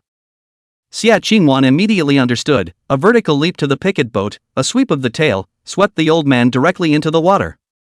Help! Help! The cry for help rang in his ears. Huli did not go to save the little girl who fell into the water, and did not care about the old man, just looked at the remaining 8 people. For your game has not yet begun, who wants to grab and run? That there is a punishment, oh. Panther was on guard on the picket boat, sitting quietly in the bow, as if waiting for the next rulebreaker. Huli refocused his eyes on Chen Yi, continuing on the topic from earlier. You were right about one thing, people, there is good and evil, that's not for you to decide. But you can go ahead and guess. Now there are 8 left, guess how many will choose the canned meat and how many will choose to stand still, and if you can guess the right number, I'll lend you this ship. If you guessed wrong, as I said, you have nothing to lose. Chen Yi, silent. If she had followed her earlier arrangement, everyone's answer would have been to stay put and not to can it. But that scene just now was beyond her control. Before Huli could announce the start of the game, someone had already made a move. With everyone left to fend for themselves, I'm afraid it's a personal choice of canned meat. So, it's a game she loses either way. I, for one, am not playing. Shenny raised her head, looked at Huli and spat out 4 words, then turned around and walked down to the cabin, intending to leave directly. Go down and save the people. Not playing? It's that easy? Huli had a smile on his lips as he quietly watched everything in front of him. Don't even move. Only to see that Xiao Chang also pulled out a pistol from his waist. He raised his gun with both hands and pointed it at Chen Yi. What do you mean you're not playing? Play. Must play. Mr. Hu. Xiao Chang turned his head towards Huli with a maniacal look in his eyes, holding the gun in one hand and pointing it at his chest. Me. I can play too, right? Can I choose? Meh. Huli smiled and spread his hands. Of course. Since Miss Chen doesn't want to guess, forget it, but now you're also exactly 10 people, so you can start this game again. Miss Chen, would you like to? Shenny didn't say anything, just clenched her fists and looked at Huli. You talk. Mute. Xiao Chang growled out, almost disliking the muzzle of his gun on Chen Yi's head. I'll take that as a yes. Huli laughed softly and opened his mouth, giving Black Panther another look. A black shadow flashed by, and without waiting for Xiao Chang to react, the gun in his hand was instantly knocked down and... Fairer now. Huli looked at Chen Yi again. Ladies first, let's start with you, Miss Chen, now you can make your choice. Should we pick someone to push down, or should we stay? Chen Yi did not say anything, only landing her gaze on Xiao Chang. That Xiao Chang barely hesitated a bit and directly fell to his knees on the deck, lowering his head and sobbing uncontrollably. Chen Yi. I was wrong. I was really wrong. I still have a wife and child at home waiting for me to save them. You don't. Pick me. You have 3 seconds to think about it. Huli softly started counting down. 3. 2. I would push him down. Hearing the answer he wanted, Huli smiled slightly. Sure enough. Human nature, is the most untested thing of all. The lesson she was taught was a way of repaying the favor of saving her life in her previous life. Huli turned his head towards Black Panther and was just about to signal her to make a move when he heard Chen Yi's voice ring out again. It's not like you can't be saved if you push it down. Chen Yi stared at Huli and spat out the gloom in her heart. Big deal, I'll get the canned meat and just pull it up for him again. Looks like the lesson is still missing. But Huli also just looked at her, then shook his head and laughed lightly, tossing the can of meat in his hand into her arms. Then, I can only wish you good luck. Respect the destiny of others and enjoy a happy life. If it wasn't Chen Yi on board, but any other holy mother, Huli would have long ago chopped over with a black and gold ancient sword to teach them to be human. As for what kind of reaction will be generated after the canned meat is thrown over, that is not something that Huli needs to consider. If he could still meet Chen Yi in the future, he would casually ask about it. But I guess I won't be able to meet it. Wanda, go. Yes, master. The Black Panther spits out human words, scaring the crowd, turns around and jumps into the boat and continues traveling towards Dujianjian. But shortly after the 2 ships had sailed out, an explosion boomed out. Chu Hongyu's boat blew up. Chapter 11, Prove It. Enemy attack. The thought flashed through Huli's mind all of a sudden. An explosion of this magnitude is either an attack by someone armed with a hot weapon or an A rank or higher talent being triggered.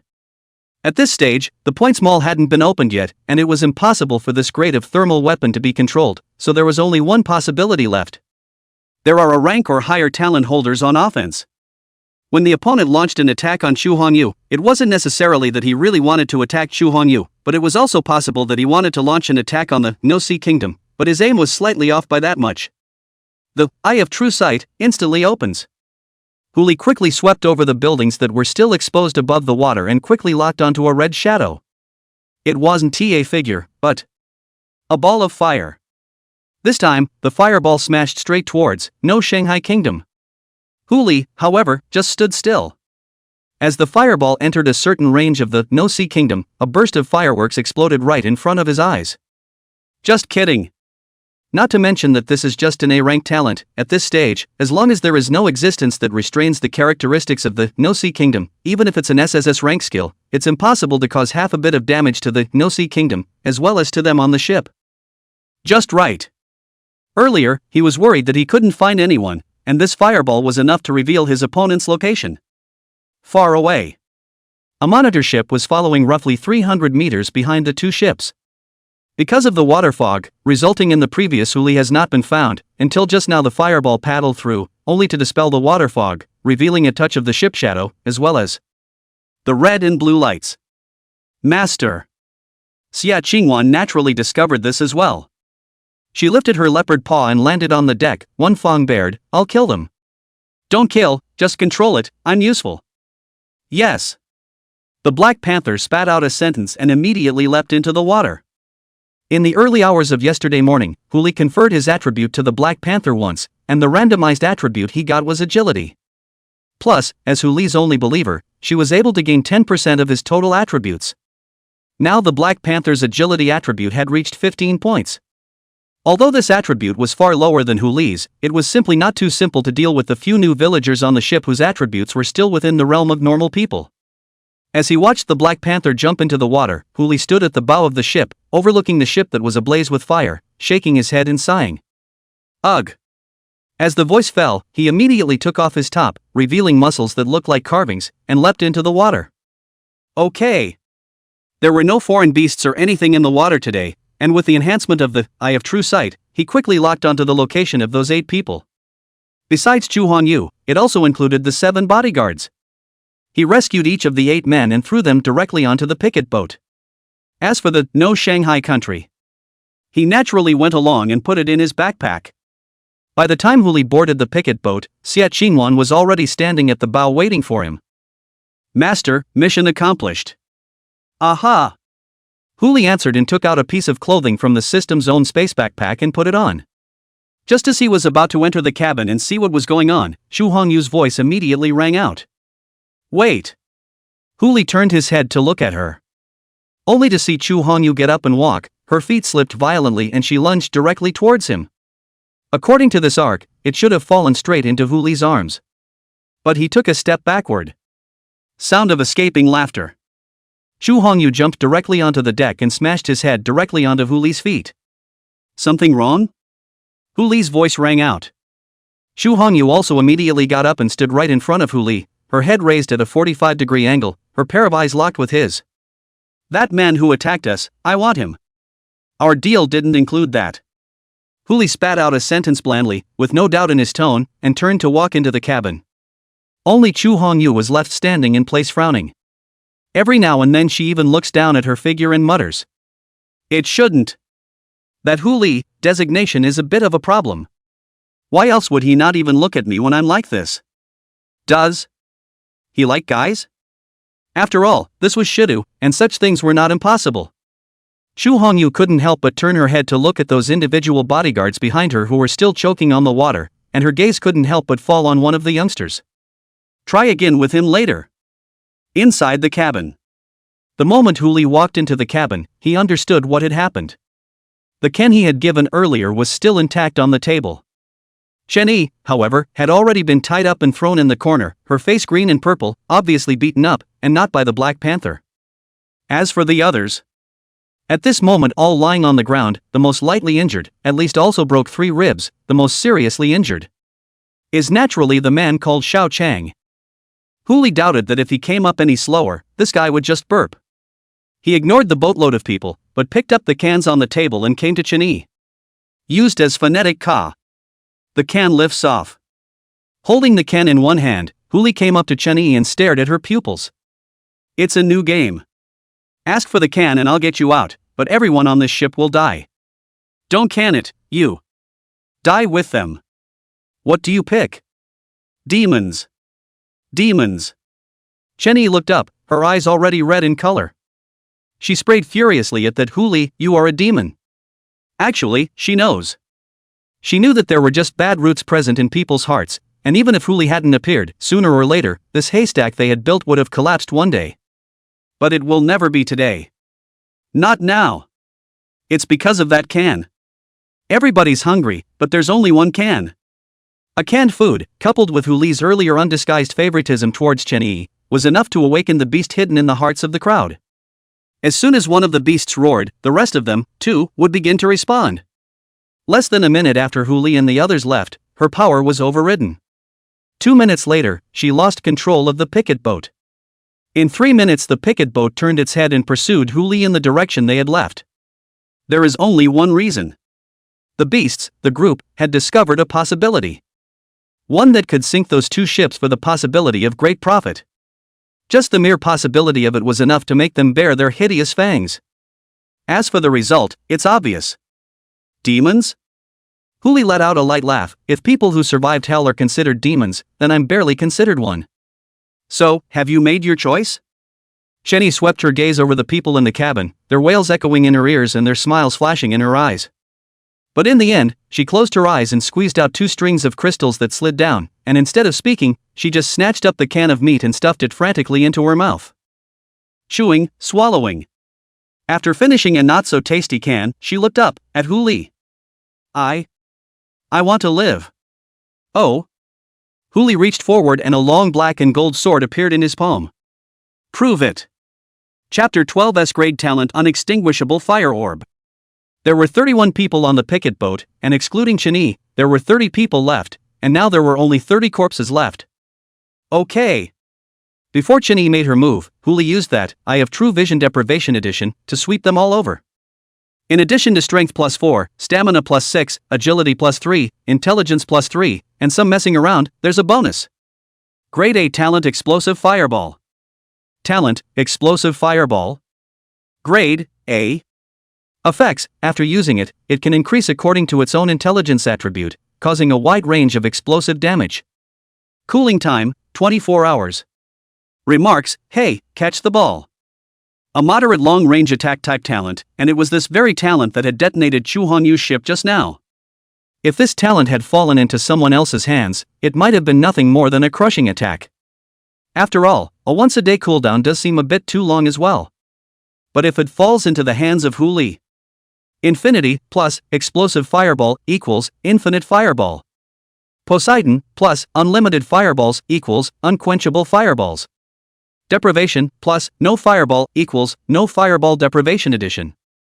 3 traits were bestowed onto this ranked talent one after another, instantly creating a qualitative change.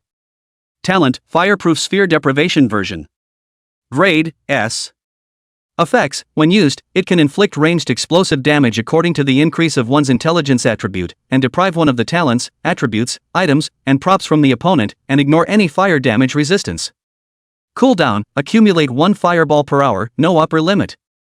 Hidden effect, after accumulating 10,000 fireballs, it can be advanced. Remarks, hey, catch the ball. Hiss. Huli couldn't help but suck in a breath of cold air as he looked at the brand new talent that appeared before him. This talent is a bit too perverse. He walked to the bow of the boat, ignoring Chu Honyu's puzzled gaze, and simply aimed at a piece of uninhabited water and casually threw it. A blue fireball flew out of his palm and fell into the water. Boom! Explosions 100 times more violent than before exploded. A 100-meter-high column of water rose up to the sky, and even on top of that column of water, you can still see the burning blue fire. A wave of water swept away from the center of the explosion, propelling even the picket boat the crowd was on forward. That's the power. I'm afraid one would be enough to level the entire Magnolia Hotel. That's it, and it's still only S rank. If this talent was allowed to be upgraded to SSS rank, and multiple traits were attached to it, then a single shot of fireball was feared to be at the level of a forbidden spell. A forbidden spell is a talent or skill that is extremely powerful or costly to use. Because once it was used, although it could dismantle the alien beast attack or the extent of the calamity, it would also cause irreversible damage to the human race and even the entire blue star. One true thought is a forbidden spell. But on that forbidden spell list, it only ranked 11th. The Chu Hongyu beside him instantly looked dumbfounded. Obviously, she also recognized the source of the fireball spell and could deduce that the man would never have this talent before entering the cabin. A bold conjecture surfaced in her mind. This man's talent is afraid that he cannot steal other people's talent to use it as his own. If that was the case, I'm afraid that the other party's talent level was also SSS. Thinking of this, Chu Hongyu's heart to pull in the strings became more and more determined. She immediately turned her head and gave a look to a certain fresh meat, and the other party understood, and although he had a difficult face, he still turned towards Hu Li. There was nothing too outrageous, just taking out a white square towel from somewhere and handing it to Hu Li. "Mr. Hu, it's been hard, let me wipe your sweat." Hu Li swept his eyes at the man, and a chill ran down his spine. He turned his head to look at Chu Hongyu. "Give you a warning, if there is a next time. The deal is cancelled." "Stupid. Why don't you hurry back?" Chu Hongyu immediately ordered, and the man retreated at the first opportunity. "Alright, here's the boat for you, keep following, and as for the people on board." Hu Li swept his eyes inside the cabin, the Chun-Yi who was standing in a pool of blood. "Follow you, and if she strikes out at you, you may fight and kill as you please, and in the event that other resources are available, you will take your share of her. If Mr. Hu commands, we will definitely do it." Chu Hongyu responded with a light smile. Hu Li casually released the No-See Kingdom within his backpack, brought Xie Qingwan back on the bow of the boat, lay down on that beach chair, and continued to set off in the direction of his target. As for Chu Hongyu's boat, it silently followed 100 meters away, not daring to come half as close. In fact, as early as earlier when Hu Li threw out the canned meat, the favor that Chen-Yi had given him in his previous life had already been repaid in his eyes. As for that one chance just now, it was because Chen-Yi's appearance reminded him of the sights of his previous life, which was why he would give Chen-Yi another chance. If she grasped it, she would be considered reborn. If she couldn't grasp it, it was her own destiny. Sure. Hu Li wasn't going to bring her with him either. When he arrived at Chu Honyu's shelter, he would leave Chun-Yi there to fend for herself, that is. 1 hour later. The picket boat ran out of gas. Unlike the yacht that had evolved into the No-See Kingdom, that picket boat was not considered a system prop and naturally needed to consume fuel to move forward. But at this point, not to mention Long Chi, even the distance from Dujianjian is still nearly 30 kilometers away. If they relied on a few of them to row the boat, they were afraid that they wouldn't be able to reach it by nightfall. There was no other way. Hu Li had to connect the two boats with a cable, pulling the distance to only less than 5 meters, and continue to move forward. Finally, just before 12 o'clock, the crowd arrived at the Dujianjian waters. But when Hu Li looked at the vast expanse in front of him, he fell into deep thought. Even though that was a later A-class true dragon, but now it was just a scaly snake egg, wanting to find an egg in the middle of this water in front of you? It's difficult, and just a little bit easier than finding a needle in a haystack. Granted, he was able to make it to the dragon pool and back from it today, which would only take an hour longer at most. There's still over 2 days for him to fish for eggs. But such a big area, even if he is given 20 days, he can't fish out an egg. Why did you stop? Now that the two ships were closer, Chu Hongyu was able to communicate normally with Hu Li. She couldn't help but ask even when she saw the suddenly stopped, No Shanghai Kingdom. Hu Li turned his head and his eyes fell on Chu Hongyu. A thought of truth. If we can get Chu Hongyu to speak up and designate someone who can fish up the eggs, then wouldn't that be a done deal? As for the price to be paid for using the true spirit in business, it depends on what price Chu Hongyu will offer. Miss Chu, I think the deal between us might have to change. Chu Hongyu frowned, and the 7 bodyguards beside her simultaneously protected her behind her back, obviously worried about Hu Li making a move. Don't worry, although I am a person who likes to deal with the dead, I am also the most honest when dealing with the living. Hu Li revealed a smile. I just want to exchange the payment I deserve for one thing. What is it? A word from you. Chu Hongyu's pupils trembled, obviously realizing something. At the beginning of the calamity, for everyone, the talents they possessed were like the color of their underwear unless you were superhuman, none of them were easily shown. But with these words, Hu Li had clearly gained insight into what colors belonged to her. Phew. Chu Hongyu exhaled a mouthful of turbid air and forced herself to calm down. Her pupils trembled as she looked at Hu Li in front of her. What sentence do you want? Chapter 13 The 9 Dragons Pulling the Coffin? There's an auger snake underwater, or an auger egg, and I need to find it, and your gift can help me. Hu Li got straight to the point. There was no bending or concealing this piece of information. and even drew out the existence of the foreign beast in front of that Chu Hongyu. With her brain, she should be able to deduce something soon. But Hu Li felt indifferent. The world is full of strange things, especially survivors with all sorts of weird talents. In the future, there will be an indestructible strong man who has mastered the infinite division of the physical body, a hidden profession that breaks the ocean with a single sword, an artificial deity that penetrates the future with a single glance, and a man who has transformed himself into a phoenix and achieved 9 times of nirvana, but who has committed himself to becoming a foreign beast of human treachery. Which of these is not sick to the core? It's said that a piker is not guilty of harboring a child. But what if the one who carries the jade is not a piker, but a monarch? Chu Hongyu's pupils couldn't help but glaze over as she listened to these words. There were so many things she wanted to ask, but she didn't know where to start, so she had to back off. Words, I can say, but in exchange, you need to answer 3 questions for me. Hu Li frowned slightly. He made the deal contingent on escorting a few people to safety, and now the price has temporarily gone up. Don't worry, Mr. Hu. Chu Hongyu instantly sensed his thoughts and immediately opened her mouth. This is a separate transaction that doesn't involve the matter of you escorting us, and after you escort us to the dragon pool, you'll have just as much of a chance to put forth your conditions. Good. Hu Li nodded in agreement.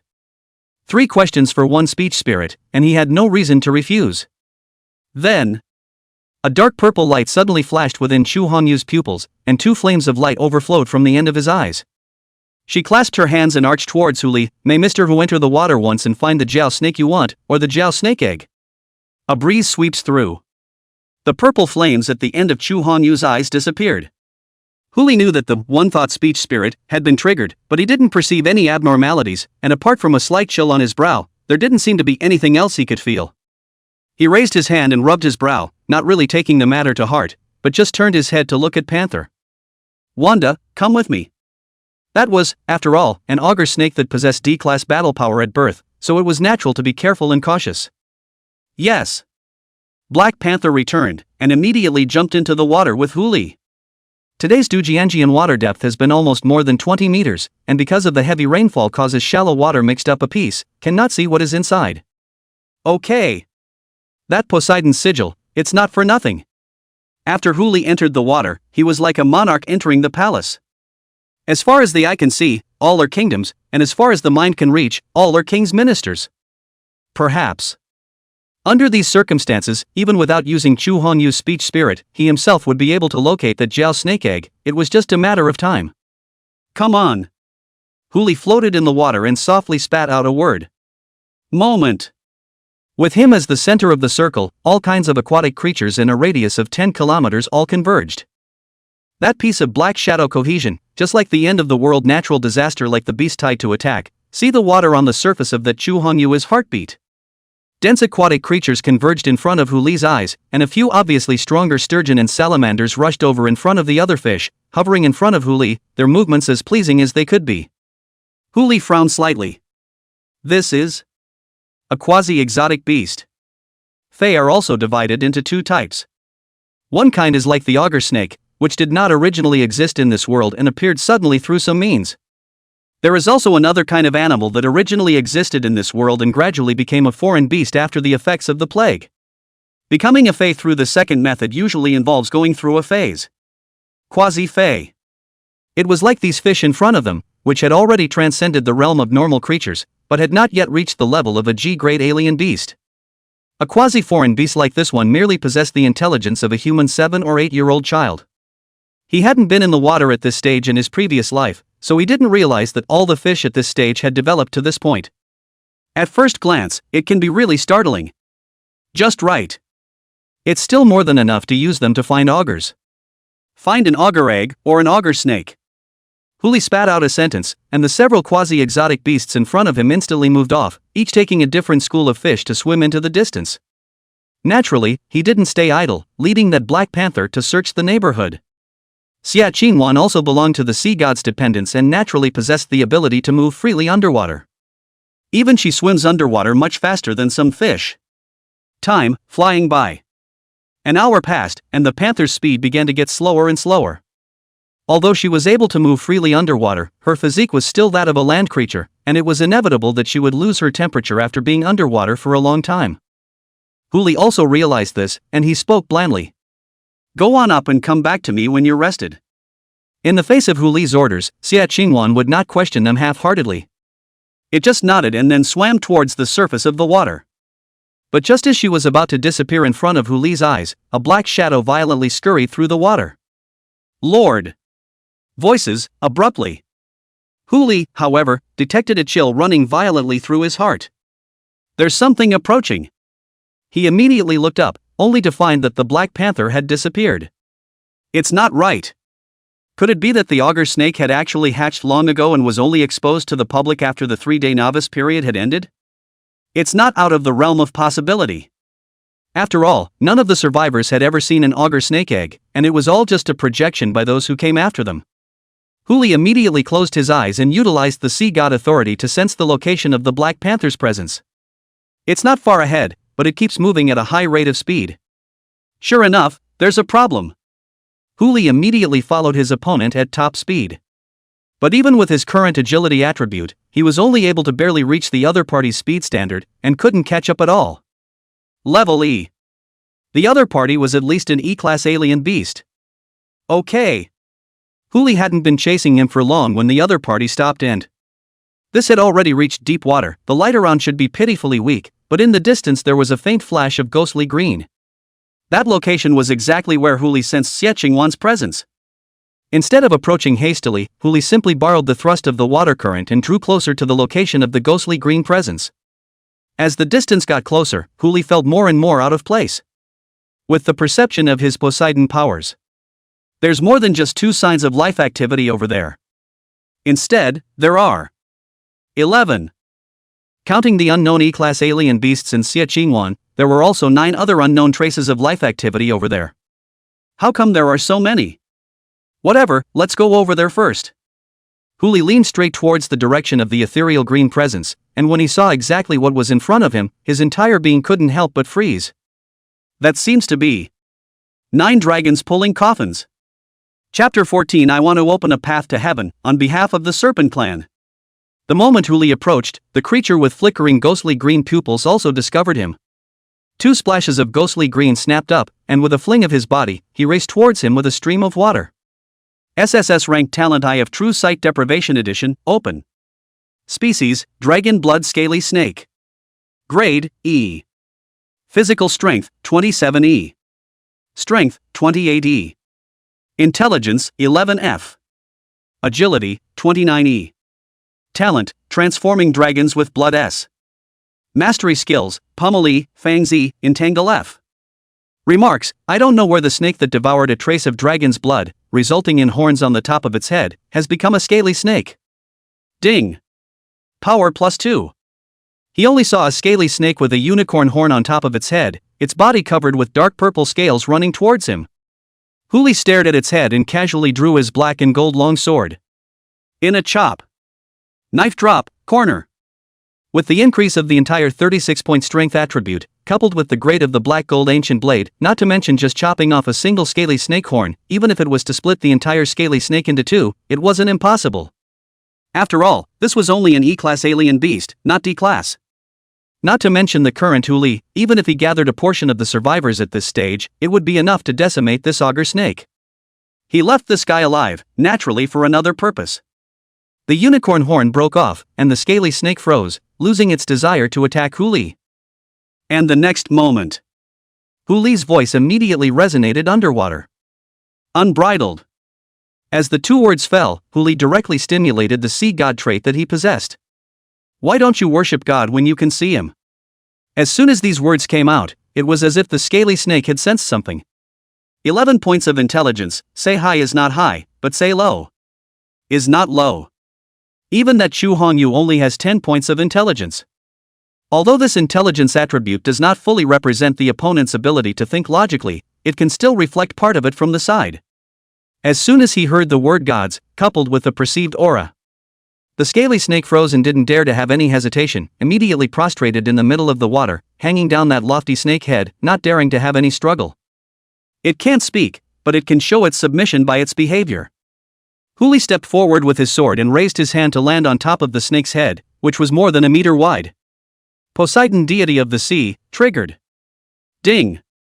Congratulations, survivor, the dragon blood scaly snake has become your servant. In the meantime, Huli also sensed that his fit with the Poseidon god's godhead fragment he possessed had also risen by 0.001%. The corners of his mouth couldn't stop rising, while he also sensed the thoughts of this dragon and blood scaly serpent nourishing. Coronation of the great Poseidon. And please help your most loyal subjects. Huli couldn't help but let out a soft grunt, help you. And please, Coronate Poseidon, follow me. The dragon blood Jiao snake turned its head and swam in the direction not far behind it, and Huli stepped on top of that snake's head. With just one turn, Huli was shocked by the sight before him. It wasn't a 9-dragon pulling coffin, it was a snake. No. I should say auger snake. A full 9 small scaly snakes that had not yet grown horns were coiled next to a stone monument that was about 5 meters tall, and each of the small snakes circled around that monument, swimming, and every now and then there was a hint of a faint dark golden breath drilling into these 9 small scaly snakes. It's like they're drawing on something on this tablet. Xia Qingwan, on the other hand, was transformed into a black panther and was thrown next to the stone monument, as if she had been rushed as food for these 9 small snakes. Huli casually stroked his hand, inducing the water current to send that Xia Qingwan to the surface of the water. She was only in shock, regardless of whether the Chu Hongyu on the surface of the water could discover Xia Qingwan or not. As long as she could get out of here, she would be able to gradually recover. There wasn't much danger left here anyway, no need for her to stay. The dragon blood Jiao snake's eyes watched the food it had hunted disappear, and a flash of reluctance flashed through its heart. Huli captured it with precision and then spoke. Don't worry, you won't let your child starve. He invoked the sea god's authority once again, his pupils flashed a touch of azure, and his lips slightly opened. Come on. All the sea beasts within a radius of 20 kilometers received the sensation and immediately ran wildly towards the location of Huli's presence. The dragon blood Jiao snake naturally sensed the meaning represented by this command and immediately hung its head. Thank you, coronation of the sea god. Huli was also heartened. Increased. The range of waters he can marshal has increased. Previously, it was only within a circle of 10 kilometers only, but with the rise in the fit of the Neptune god's divine grimoire, the area directly doubled, reaching a category within a circle of 20 kilometers. If you continue to upgrade. Huli didn't even dare to think about it. Maybe, among the entire waters of the Blue Star, one could become a sea god in the true sense of the word. Aha! Huli answered and jumped down from the snake's head to the top of that stone monument. There is a saying in the antique circle, dry for 1,000 years, wet for 10,000 years, not dry or wet for 6 months. This refers to the damage done to antiques by the environment in which they are kept. A lot of well-preserved antiques came out of the watering hole. Like this stone tablet. It should have been kept in the water, but the words on it have all become extremely blurred, trying to distinguish what is written on it. Not to mention that Huli had almost no knowledge of ancient languages, and even if he did, he couldn't tell what was written on it. But he had another trick up his sleeve. Eye of true sight, open. A panel popped into view. Namestone of the first emperor. Category, props. Grade, S.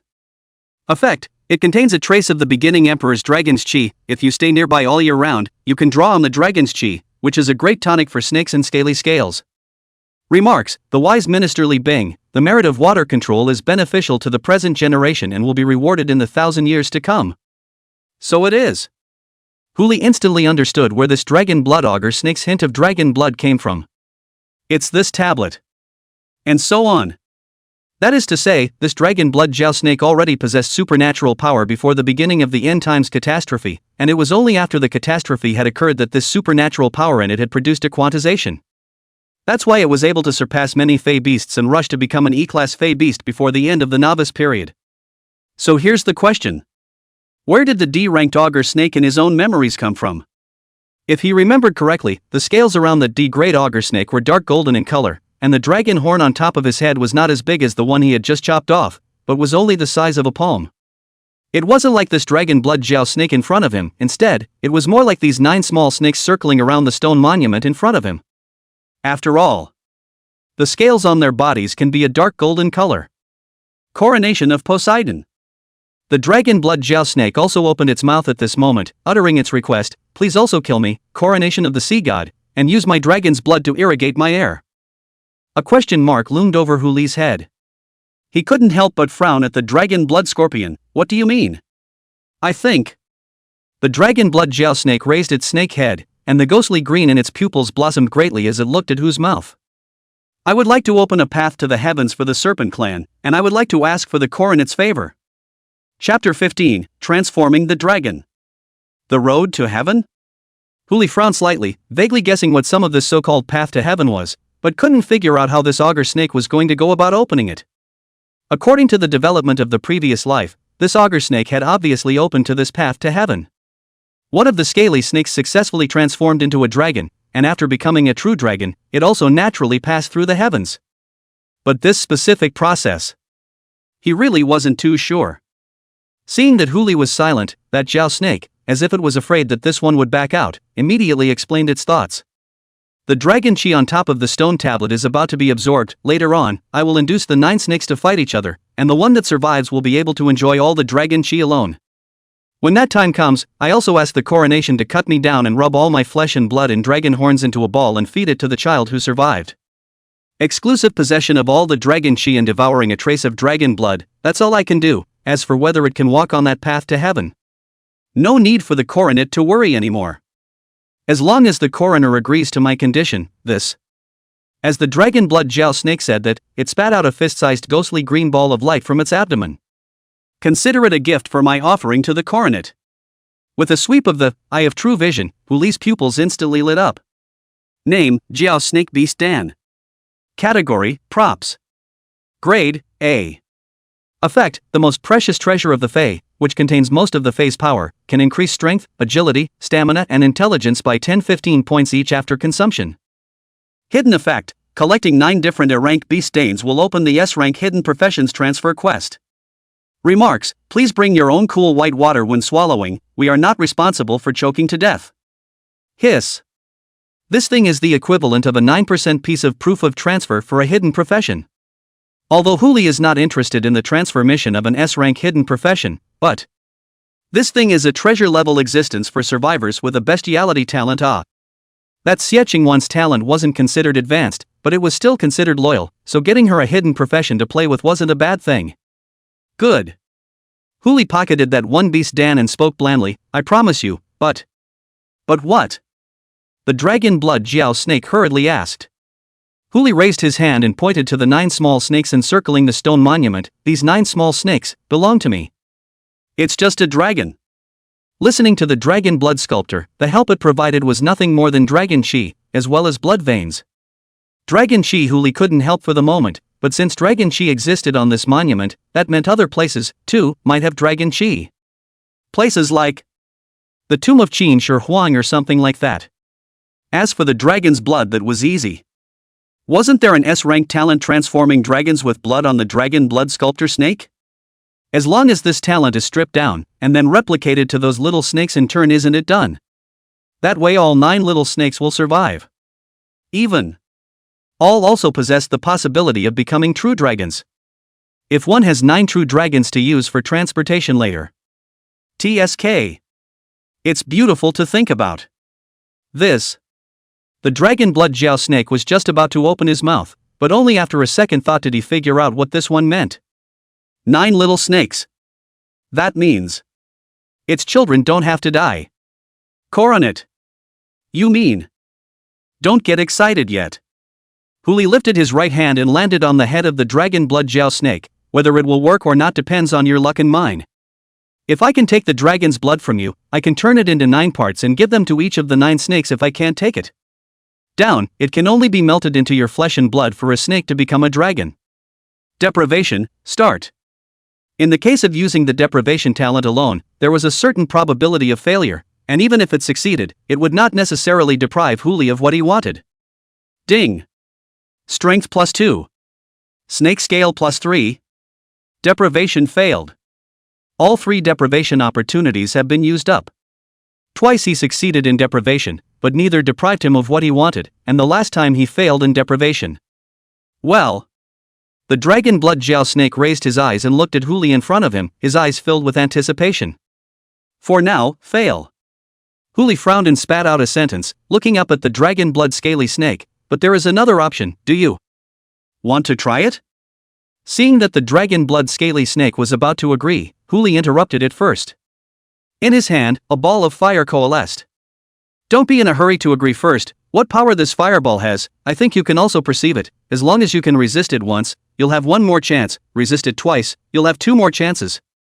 As for exactly how many chances you'll need to succeed, and how many hits you'll be able to resist, I don't know. Bet on it. Without thinking too much, the dragon blood scorpion spat out two words. It seemed to have a ghostly green flame burning in its eyes as it stared at the fireball in Huli's hand. Good. Since it was the person's own choice, Huli naturally had no worries. He first wandered over to the stone monument and transformed all 9 of those small snakes into his dependents and sent them to the small pool on the deck of the No-Sea Kingdom. By the way, he tried to collect the stone tablet, but realized that even with his current strength, there was no way to move the stone tablet away from underwater. The black gold ancient blade would be able to cut it off, but once it was cut off, the dragon chi in it would also dissipate, making it pointless. Huli's left hand flashed with a flash of white light. He bestowed some of his attributes to the dragon blood auger snake. 10% of overall attributes. Nowadays, the various attributes of the dragon blood scaly snake, except for intelligence, had all broken through the 30 mark, and had become a D-class exotic beast. As for the sea beasts that rushed over, Huli had them all go to the shallow waters. As a reserve food for the little snakes, don't get blown up by the aftermath when the time comes. Everything is ready. Huli threw a fireball towards the dragon blood gel snake. Boom! With a burst of sound exploding in front of his eyes, Huli could feel the violent impact coming towards him. Okay. Luckily, the direct damage produced by this type of talent is not going to affect you. Otherwise, with just this one fireball going down, Huli himself would be seriously injured. Ding! Agility +2. Looking at the hints in front of him, Huli couldn't help but frown. As the remaining fire dispersed, the dragon and blood scaly serpent slowly spoke, again. Good. Huli responded without refusing and flung his hand to throw out another fireball. Luckily, Huli's current intelligence attribute wasn't really high, and it was fortunate that the dragon blood gel snake's physique had already broken through the D rank, otherwise it was afraid that it wouldn't be able to carry one at all. Boom! Another fireball exploded. Intelligence +3. The dragon blood scorpion was vaguely shaky. The snake scales around its body were stained with azure flames, gnawing at its flesh and blood like maggots on a hawk. It seemed that even a D-ranked physique wouldn't be able to carry the attack of the third S-ranked talent Inextinguishable Fire Orb. And there is only one fireball that Huli has saved. Last chance. It wasn't that Huli didn't want to wait for the dragon blood gel snake to recover from its injuries before doing it again. Mainly, it can't wait. 2 balls of inextinguishable balls smashed down, equivalent to giving the dragon blood gel snake 2 permanent debuffs. Even if Huli could wait, he could only wait for that dragon blood gel snake to slowly move towards death. Aha! The dragon blood gel snake also understood his situation and nodded, looking squarely at Huli, who was holding a fireball in front of him. Is worth it? Before Huli threw the fireball, he asked a question towards it. May? The dragon and blood scaly serpent let out a soft laugh and looked up at the water. Don't humans often give everything they have and everything they can to their bloodline? What's it worth? It's just a different way of passing on the legacy. The dragon blood gel snake looked at Huli, and with a curl of its tail, it rolled up the severed horn. In the future, I will trouble the coronet to take care of them. Good. The third and final unextinguishable ball came out of his hand and smashed straight into the head of the dragon blood gel snake. Ding! Congratulations to survivor Huli, successfully deprived of his S-class talent transforming dragons with blood. Chapter 16 SSS grade talent swallowing the sky. Ding! Regional announcement, congratulations, survivor Huli has successfully killed the first alien beast, and has been awarded an S-rank random reward 1. Congratulations to survivor Huli for slaying the D-class beast dragon blood gel snake, experience value +100, points +1000. Congratulations to survivor Huli for successfully upgrading with +10 free attribute points. Please go to the panel in time to distribute them. Detected that survivor Huli has reached level 2, system mall is open. A series of prompts went off. Huli's gaze swept over and landed on the carousel in front of him that was responsible for drawing rewards, but his eyes held regret. Although they were all D-class foreign beasts, the dragon blood gel snake did not appear as the leader foreign beast of each region, and even if it was decapitated, it only triggered the regional notice, not the global notice. Otherwise, now he'd be getting not an S-rank random reward, but a hidden profession reward. But it's better than nothing. Huli looked at that turntable and a thought suddenly flashed through his mind. What would be the result of using Eye of True Sight deprivation version once on this thing? It's all S-rank stuff up here, so no matter what you deprive yourself of, it's a bloody good deal. Say it and do it. However, in order to avoid unnecessary trouble caused by touching the rules, the lottery and deprivation, it is best to do them at the same time. He slightly raised his hand and touched the turntable, a dark gold light blooming in his eyes at the same time. Extraction, start. Eye of True Vision Deprivation Edition, activated. With a flash of purple light. The pointer on the dial landed on a black robe. Ding! Congratulations to Survivor Huli for obtaining S-Class Props Dark Abyss. Congratulations to Survivor Huli for obtaining the S-Class Prop Contract Scroll. 2 prompts flashed one after another, and the turntable disappeared, a set of black robes and a scroll falling into his hands at the same time. It's a done deal. It really does work like that. In other words, as long as one could trigger the reels for extracting rewards, one could borrow the Eye of True Sight Deprivation Edition to obtain one more reward. And that's just the regional rewards. If he can trigger the extraction of global rewards again, especially the extraction of that hidden profession, woon, the rewards be directly doubled. Huli clearly perceived his heartbeat accelerating, which means that he is still in the water, otherwise his breathing would have to be aggravated. Regardless of that, let's get on the boat first. There are 9 other big babies waiting for him. Dujianjian, water. Huli re-entered above the No Shanghai Kingdom, that Xie Qingwan had already awakened and was just standing at the bow of the boat waiting for him. Master. Black Panther knelt directly in front of Huli, hanging his head as if he was a child who had done something wrong. It's me who's useless. Dragging my master down. It's fine, just pay attention next time, as long as it's not the kind of problem that requires attention in the next life. Huli was in an extremely good mood and didn't bother to be too harsh on the Black Panther, and even made a small joke. He turned his head to the picket ship behind him. Miss Chu, we leave in 10 minutes, is that okay? Listen to Mr. Hu. Chu Hongyu immediately responded, and there was no hurry for Huli to honor those 3 questions. Another first kill. Another regional announcement. That's proof enough of many things, and it's natural to weigh in on questions like these 3 that were so hard to obtain. No Shanghai State starts up and heads towards Dragon Pond. Huli, on the other hand, quickly stepped onto the deck, overlooking the 9 small snakes in that small pool. The 9 little snakes nowadays, although they had all become Fey beasts as well, were only the lowest grade Fey beasts with a low level of intelligence, and after being taken in by Huli as dependents, they had a natural trust and dependence on him. This kind of dependence was even more intimate than the dragon blood Jiao snake that was a bloodline inheritance. He crouched down and submerged his left hand in the pool. Those 9 little snakes directly swam up intimately, rubbing against each other in various ways. A bitter smile appeared at the corner of Huli's mouth. He turned his head to the panther behind him. Go down to the water, find a monolith with a mass of flesh and blood and long horns next to it, you can eat a tenth of it and bring the rest up. Yes, master. Without hesitation, Panther turned and jumped into the water. Huli's left hand, on the other hand, flashed with a flash of white light. Endowed, initiated. The 9 small snakes successively obtained the S-grade talent transforming dragon with blood, and all of them broke through a layer of snake scales at the top of their heads, growing a sharp horn the size of the thickness of a pinky finger. In just one step, the 9 little snakes had successfully transformed into augurs, reaching E rank. Although the overall attributes were not as good as the adult dragon blood Jiao snake, it was still E rank, and casually singling out a small snake would be enough to annihilate the picket ship behind him. Well. Chum Redfish accepted. Next, the real metamorphosis. The dragon. You still need to know how to attack. S-rank talent indestructible fireball, plus, dragon blood augur, equals, S-rank talent indestructible dragon flame. A flame pattern emerged from all of those little snakes, storing a ball of fire inside them every hour. It's just that because of their race, the maximum number of fireballs they can store is only 9. It should also improve as you level up. SSS grade talent deprivation, plus, dragon blood augur snake, equals, SSS grade talent swallowing sky. The pupils of the 9 small snakes turned dark purple, the scales around their bodies flashed with black light, and when they looked through the water, they were faintly glowing with 7-colored light.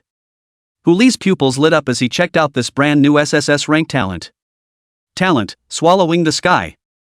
Grade, SSS.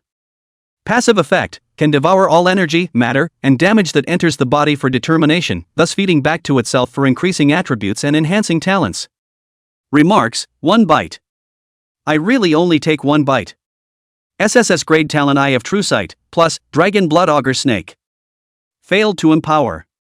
That Eye of True Sight seemed to be in conflict with the Demon Beast clan and could not be bestowed. But it didn't matter, just 1 SSS rank talent swallowing heaven was enough. Phew. Huli exhaled a mouthful of turbid air. He looked at the 9 little snakes in front of him with their mouths wide open, waiting to be fed, and it was really hard to contain the raised corners of his mouth.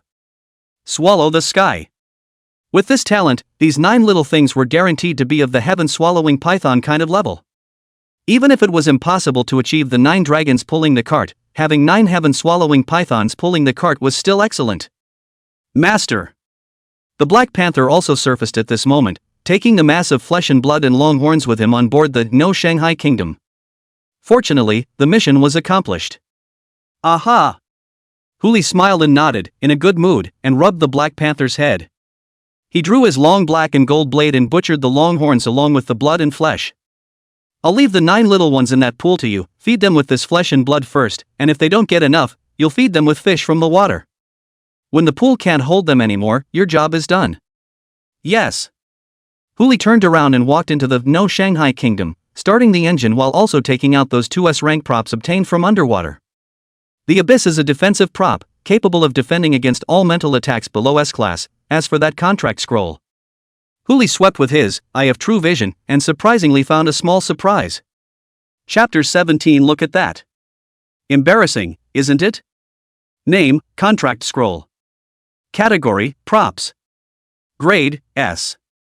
Effect, you can transform an alien beast no higher than S rank into your contracted beast, and thereafter share the same mind and follow your orders 100%. Eye of True Sight hidden effect, no more than 10 Fae of the same race can be contracted at the same time, and after the contract is successful, the contract scroll will automatically be promoted to the contract scroll horde version. Remarks, look. I picked up a cat from the side of the road. The kind with the word king on its head. If this thing only had the first effect, for Huli, it would naturally be chicken ribs beyond measure. But if you count that hidden effect, invincible. Just right for that little 9-headed augur snake. Although the 9 small augur snakes are already his dependents, the dependents will also give birth to other ideas, and are not the tool snakes that Huli wants. There's even the possibility of being turned by the real Poseidon. After all, they believed in Poseidon, not Huli. Now that it was just 9 small scaly snakes, the sea god naturally couldn't look at them, but who knew to what extent these 9 small snakes would evolve behind them? Just in case, it's better to be deeded. Huli went and returned to the pool, while activating the contract scroll at the 9 small snakes. Ding! Congratulations to Survivor Huli for successfully contracting the Dragon Blood Scaly Snake 9. The Pact Scroll is automatically promoted to the Pact Scroll Ethnic Group version. The Community Management interface is online, and you can manage your community through it at any time. A new token icon suddenly appeared in front of Huli's eyes, right next to that mall icon. With a thought of his mind, the icon transformed into a new interface labeled with different numbers from 1 to 9, with a small 3-dimensional snake icon underneath each number. Next to the icons were labeled the 4-dimensional attributes of the 9 little snakes, as well as the talents, skills, and statuses that each possessed. In the middle of the interface was the dialogue area, where Huli could give orders to the entire group or an individual as long as his mind moved, and where he could see the hearts of the 9 little snakes. Now, the dialogue section is full of heartfelt swipes from those 9 little snakes. Such as what Poseidon-sama is so handsome. Uhu, we become Poseidon-sama's pets. Huli helplessly held his forehead. It does seem like indenturing them was the right choice. It's just that we don't know how to remove them from the ranks of believers as well as dependents yet, so we'll just have to let them be for now. Huli, all right, quiet dry rice. After Huli issued a single command in the conversation area, the little snakes that were cheering immediately buried their heads and dried their food, and not even a single heartbeat popped up again. He, too, turned around again and returned to the cabin, dropping his gaze to another icon. Mall. As a rule, this stuff should be turned on after the newbie period. I don't know if it's going to come out now or not. The mall interface expands. As in the previous life, the mall was divided into 6 zones, arranged in a hexagram. There are daily, materials, skills, props, talents, and trading areas. He clicked through them in turn, and the everyday section was filled with household items, including food, fresh water, and contraptions such as a child's burp bag. Material area is all kinds of beast material, material type and grade. Every day at dawn will be randomly refreshed, a total of 5 columns, refreshed to what all depends on luck. From the SSS ranked phoenix tail feathers down to the fingernails of a certain G ranked exotic beast. The props and materials areas are the same, with 5 columns that are randomly refreshed every day. The gifted area is different. There is only one bar in there, and the talents may or may not be refreshed among the bars. If a talent is refreshed and purchased, the talent will be transformed into a book of talents, which you can choose to use yourself or put into the trading area for trade. Minimum G rating, only 10,000 points. But the highest SSS level, that would require a whole $10 trillion. During the entire 10 years of his last life, Huli had only refreshed 3 books of talent.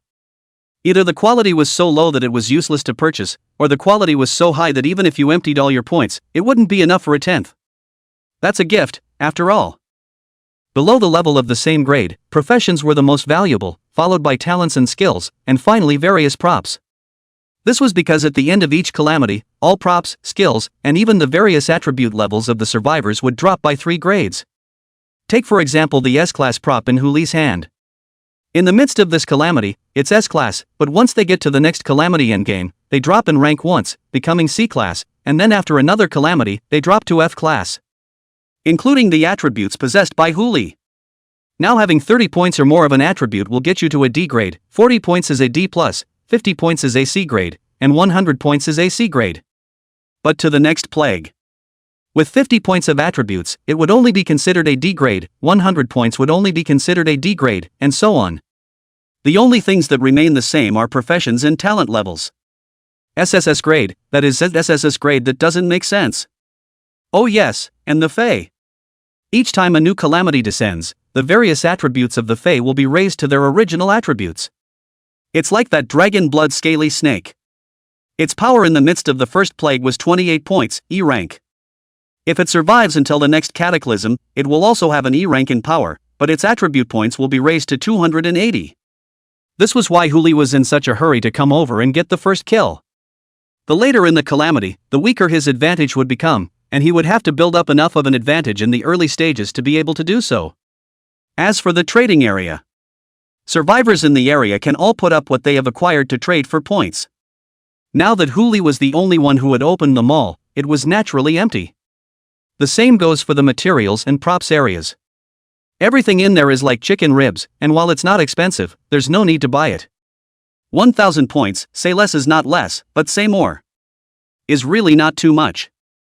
After sending Chu Hongyu to the shelter, he would have to make a trip to Chang'an to see if he could come across something similar to dragon energy. Consumption during the period also had to be replenished from the mall, or save a bit of good. Having labored all morning, Huli also lay down on the boat and took a nap. After about half an hour or so, an unending mountain range suddenly came into view. Dragon Pond, almost there.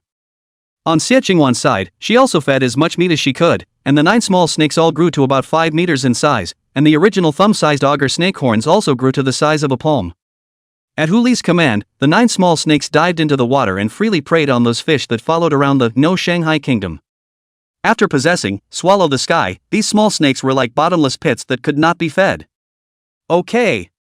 There's nothing else in this oceanic post-apocalyptic world, but there are enough sea animals. Another hour or so passed. In the evening, the crowd gradually approached the dragon pool. Huli also stepped out of the cabin and looked at the picket ship behind him. Destination is here. Where is the shelter you mentioned?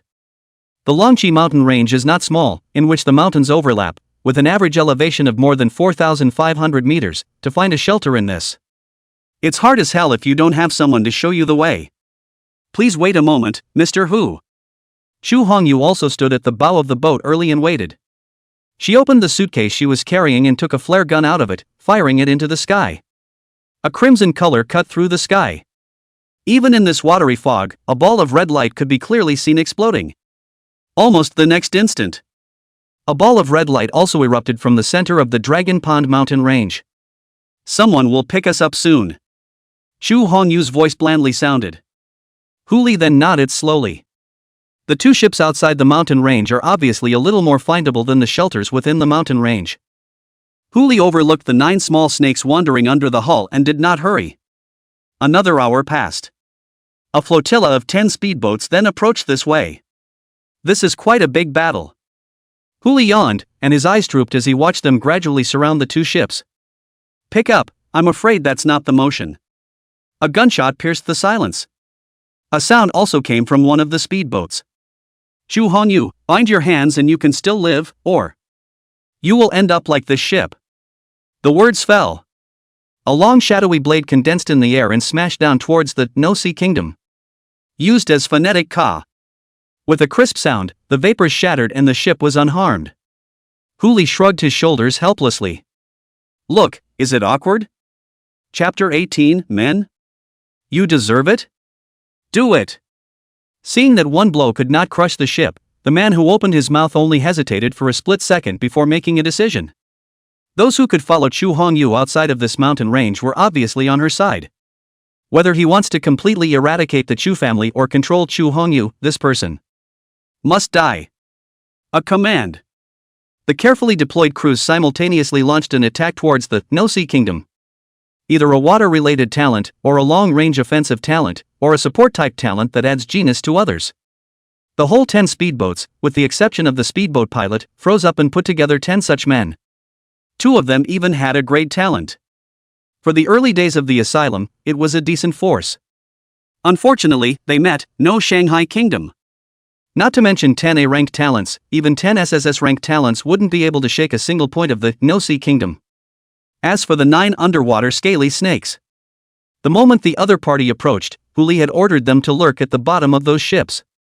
As long as he gave the order, 9 out of 10 ships would immediately capsize. Not yet, of course. Ha! Huli yawned and casually leaned on a beach chair, turning his head to look at Chu Hongyu on that picket ship. Miss Chu, what's the situation now? You should always introduce it, right? He's the person in charge of building the shelter, my own uncle, Chu Lord. Chu Hongyu frowned and spoke. Although the shelter was built by him, the final authority of the warehouse is in the hands of my father and I. Now that he is striking out at me, he should be trying to unlock the final authority of the shelter, and my father. The remaining half of the sentence, Chu Hongyu did not say. But as far as the situation was concerned, her father was expected to be in a bad way.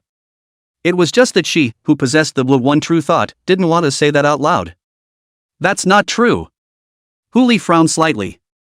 If I remember correctly, although this Chu Hongyu was an 11 empress, she was not the head of the shelter, and the head had always been her father. Even if he was slightly delayed in Dujianjian, it's not so bad that he lost his father, right?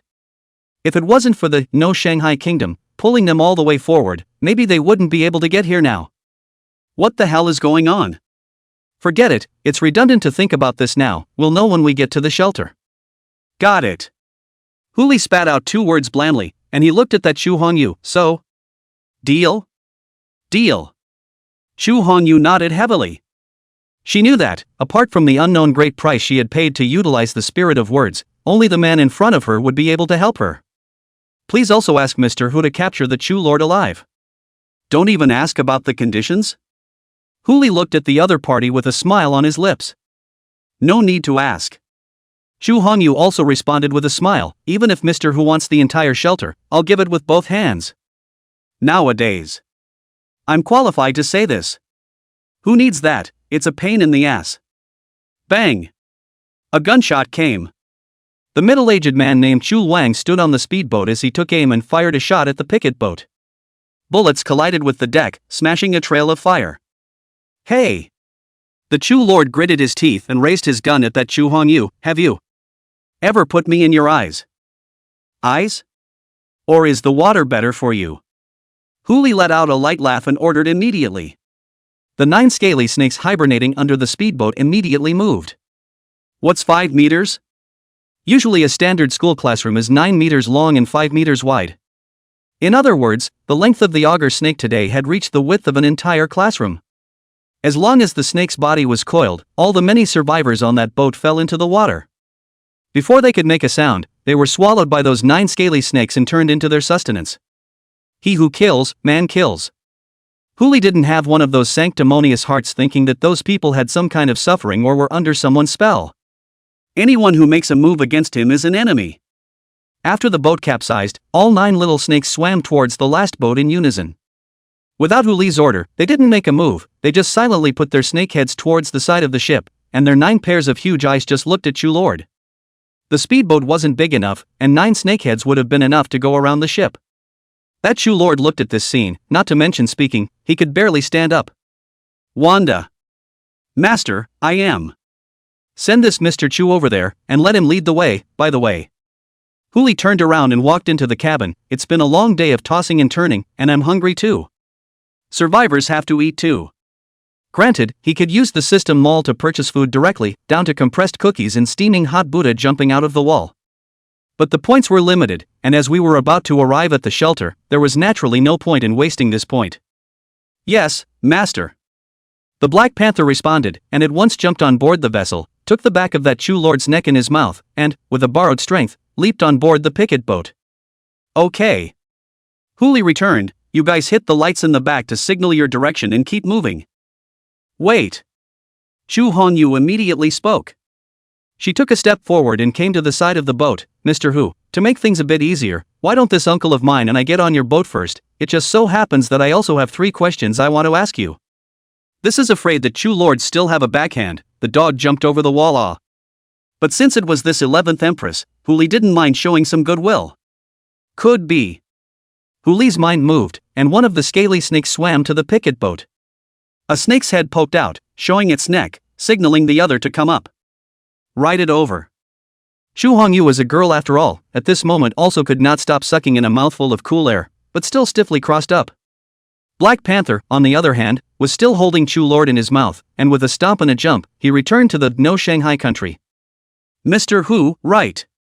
Taking advantage of the fact that Chu Hongyu had not yet boarded the boat, that Chulord also finally reacted and thought about who his only saving grace was. The Chulord struggled to raise his head and looked at Huli. Me. We can make a deal between us two. Whatever you want, I can satisfy you. There are many women in the shelter who are better looking than Chu Hongyu. Woman? Huli's tone tilted up, the corners of his mouth carrying a cold smile. Right. Woman. Chulord is still bouncing madly on his minefield. Think about it, nowadays it's already the end of the world. As long as you want, you can completely have 3 wives and 4 concubines. No. With your strength, 3 palaces and 6 houses can be. If you support that Chu Hongyu, she's afraid she won't approve of you doing this. After all, she's just a woman. So yeah, it's still us man to man. Buzz. The buzz exploded. A black and gold ancient blade slashed directly through the lower half of Chulord's body. Some half-inch long contraption fell into the water and was swallowed by one of the little snakes. Without waiting for Chulang to hiss out, Huli had already put away his sword and turned towards the cabin. Man? You deserve it?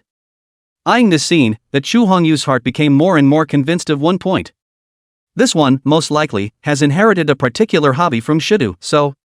She couldn't help but turn her head to one of the bouncers on the picket boat, frowning slightly. You can't even look at that? Then it looks like we'll have to pick our bodyguard candidates again when we get to the shelter. What are you waiting for? Huli's voice couldn't help but come out. Aren't you going to ask questions? Come on. Chapter 19 The Dog Capitalist. Walk into the cabin. It was the first time Chu Hongyu had seen the interior of this ship, No Sea Kingdom. Constructively, this ship was no different from other yachts, not like a system product, but after so many attacks, she could naturally tell that this ship was unusual. Figuring that it would have something to do with the blue light that had flickered earlier. Want to ask about the ship? Huli leaned back and sat down on the sofa in the parlor, reading her thoughts. No. Chu Hongyu immediately refused, and obediently sat beside Huli, opening the small refrigerator inlaid within the armrest of the sofa. In the refrigerator were a pair of goblets and a bottle of chilled red wine. All boats of this model have this feature, and the owner usually puts a bottle of wine or champagne in it for guests. This also sidestepped her suspicions. It is natural that the 3 questions that were so hard to come by will not be used now. She took the red wine out of the fridge and glanced at the label, 05 Petrus, Mr. Who has good taste, and I wonder if you would mind buying me a drink? Huli knew that this was Chu Hongyu's test, and only laughed lightly. Is this considered one of the 3 questions? Cough. Cough. Chu Hongyu choked and coughed, so she had to put the red wine back and close the refrigerator. She looked at Huli again and cut straight to the chase. First question, may I ask? How Mr. Hu knew what talent I possessed? Talent. Huli simply replied with 2 words, even if it answered the question. He had indeed confirmed that Chu Hongyu was that legendary 11 Empress after peering into the talent she possessed through the eye of true sight. The corners of Chu Hongyu's mouth twitched, but there was nothing he could do. She had to ask the second question in her mind, and how did you know that there were scaly snakes underwater? Talent. Those 2 words again. Chu Hongyu stared at Huli so closely that she felt her eyes were almost glaring out. Although the price paid by the spirit of speech that time earlier was not large, or even none, it had given her a weakness debuff. If he answered every question with a gift, wouldn't she be at a loss? Okay, third question. Chu Hongyu spoke again, dare I ask Mr. Hu, what is the specific effect of this talent? You mentioned? Huli didn't say anything, but just swept his cold eyes. Shasta. Chu Hongyu was like falling into an ice cave.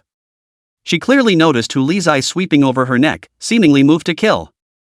One of the most taboo things to do in the midst of a calamity is to ask about the specific effects of the other person's talent. But it's still early in the tribulation. Human nature has not yet changed to the extent of that talk of color, so Chu Hongyu also does not know this taboo, but also normal. Huli lowered his eyes and remained silent for several breaths before speaking again. You can choose another question. Good. Chu Hongyu immediately chose to do it in a different way. She raised her hand and knocked on the refrigerator hidden under the arm of the couch. This bottle, can I have it? No. Okay. Without the slightest hesitation, Chu Hongyu immediately got up and left, like if she stayed for one more second, she would be corpsed. She walked quickly to the deck and looked at the chunin at her feet.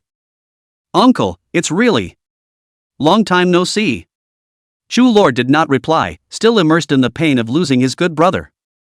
It was also that he had become a survivor and his physique had been improved to a certain extent, otherwise in terms of this kind of pain, he was afraid that he wouldn't have fainted long ago. Chu Hongyu, I. Bang! Chu Hongyu stomped her foot directly on Chu Lord's wound. Ha? What did you say? I can't hear you very well. Soon, under Chu Hongyu's cordial greetings, the Chu Lord made a guide in the middle of his fainting spell, leading the crowd all the way into the depths of the dragon pool. Before they could go far, the crowd noticed that on one of the mountains in the Dragon Pond mountain range, the light of civilization was flickering. An independent power generation system is a fundamental requirement for a shelter to last. As the 2 ships kept getting closer, that shelter sent people down to meet them. Just when seeing that Chu Lord was being carried down, in their eyes, there was no half a bit of surprise, instead, they were filled with fear.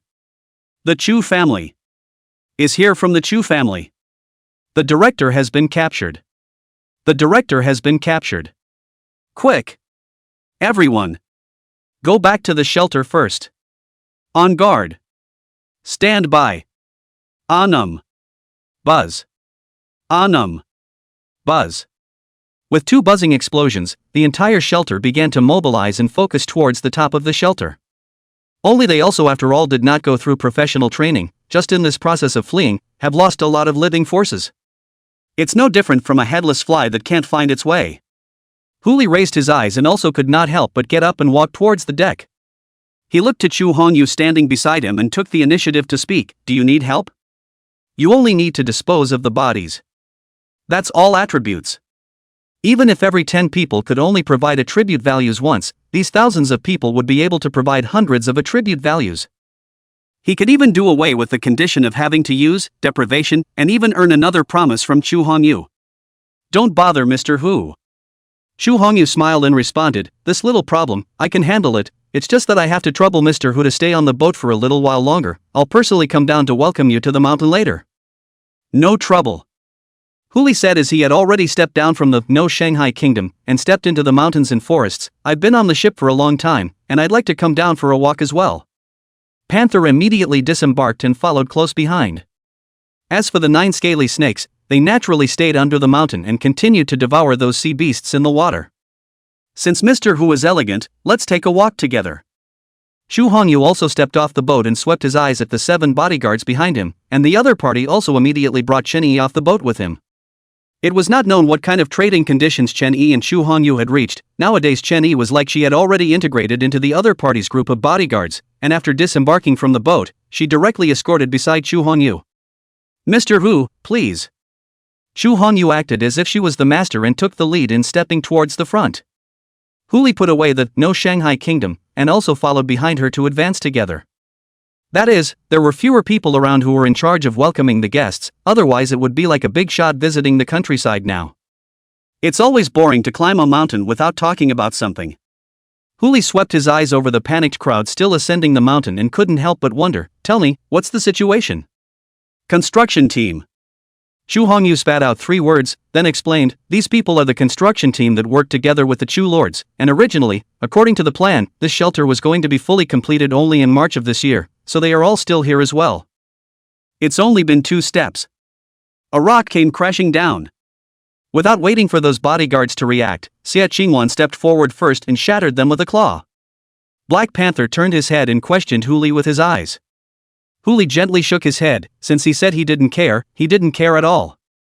He continued to walk towards the front, looking towards Chu Hongyu. "You guys don't even get a vacation on New Year's Eve, do you?" To be precise, they haven't taken a vacation in the entire 10 years since the construction of this shelter. Dog Capitalist. Chapter 20, Minion? Or Asset? Capital? Chu Hongyu let out a rhetorical question, then laughed softly, "Maybe sort of. You have to realize that after a certain level of accumulation of money in this world, it's no longer money that matters, it's resources and security. Resources, our family has over 3 large oil fields abroad, 5 gold mines, and over 7 metal mines and large tracts of farmland. As for safety, in addition to this shelter, we have 2 others in Africa and the Greyhawk lands, and I'm afraid the cost of investing in this would not be made up by burning an oil field dry." Chu Hongyu looked toward those crowds running wildly up the hill. "As for these people responsible for building the shelter, we have provided them, and their children and grandchildren from birth to death, with benefits and perks that are far above average.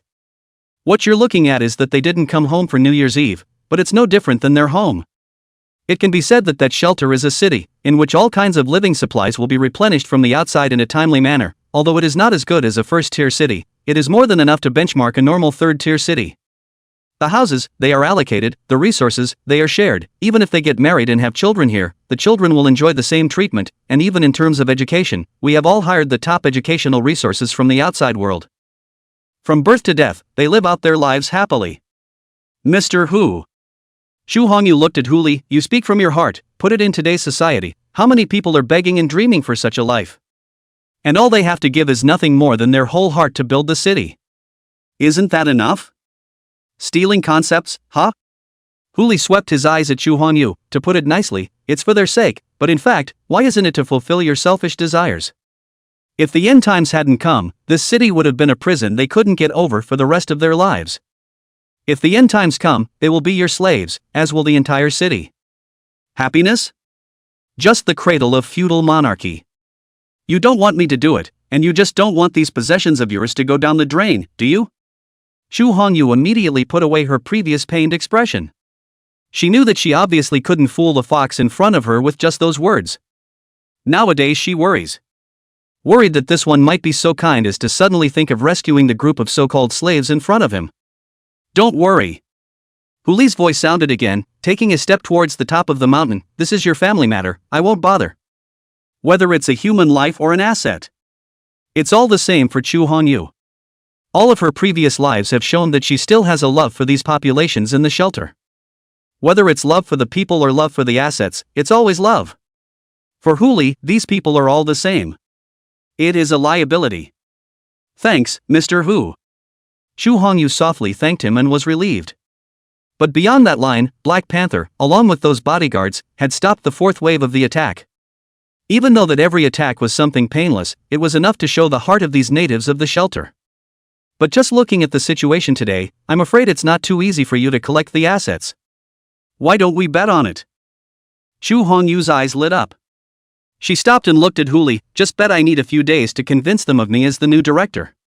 If I win the bet, please ask Mr. Hu to do me a favor that I can do.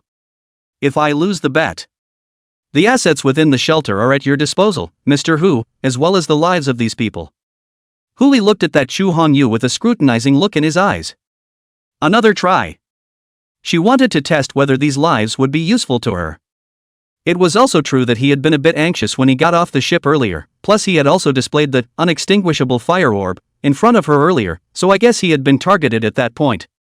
Women, they're just trouble. It's just a bet. It's okay to play. Tell me, how many days do you think you'll need? 1 day. Chu Hongyu raised a finger. I only need 1 day to make them willingly elect me as the director, and without utilizing any means of coercion. Huli let out a soft grunt. He knew that Chu Hongyu had what Chu Lords needed in her hands, and since it was what Chu Lords needed, it was naturally what the shelter needed as well. So bullying is clearly one of the key means of corralling these assets. And yet she was able to corral the asylum crowd without using this tactic? Interesting indeed. And no extensive use of your gift? That price, I can't afford it. Chu Hongyu laughed softly and opened her mouth. Okay, then I'll bet with you. Thanks, Mr. Hu. Chu Hongyu immediately looked at the 7 bodyguards beside her. Save them. Yes, ma'am. Aside from Chen Yi, the 7 bodyguards moved at the same time and began to go to help the people who were injured due to fleeing, making it impossible for them to go up the mountain. It just so happened that there was a person amongst the group of bodyguards who possessed the gift of healing and was able to repair some simple injuries. But this is a bit too cheap a means of buying people's hearts. It was just that in that case, she was afraid she wouldn't win her bet. Huli didn't move either, he simply watched, chatting casually with that Chu Hongyu all the way to the top of the mountain. The platform at the top of the mountain has a man-made cave, 3 meters high and 10 meters wide, and the mouth of the cave is a wall of steel gates, so it's hard to see the thickness, but according to the construction standards of this kind of shelter, at least it's also the level of protection against long-distance nuclear explosions. Chu Hongyu walked slowly to the steel gate, and after passing the palm print, voice print, pupil iris, and password quadruple verification, the scene inside the cave appeared on the screen. 5 adult males and 2 adult females were already guarding the doorway, as if waiting for something, and as soon as the door was opened, they would immediately launch an attack towards it.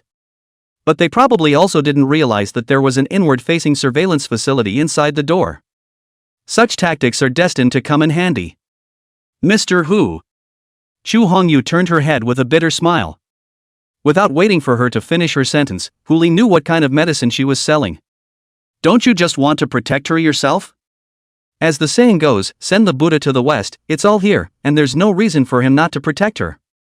Huli casually took out the He S-grade propibus, and threw it over, put it on and walk ahead. Chu Hongyu fixed her eyes and her pupils could not help but tremble. S-class props. Just tossed it to her. Even if it is just borrowed, it is enough to highlight the other party's atmosphere, so? What degree has his talent reached that he can't even ask a question about it? Could it also be SSS grade? Thanks a lot. Chu Hongyu put on Abyss and pressed the button to open the gate. A brainstorm of long-range attack talents all greeted her. It was a pity that most of those who possessed extremely high talent had followed the Chu Lords onto the ship, and even if the rest of these people also possessed some of the attacking talent, none of them were considered high. It didn't even reach a rank, so naturally it couldn't break through the Abyss's protection. Can't fight. Retreat. Go into the shelter first and sabotage the elevator. Static.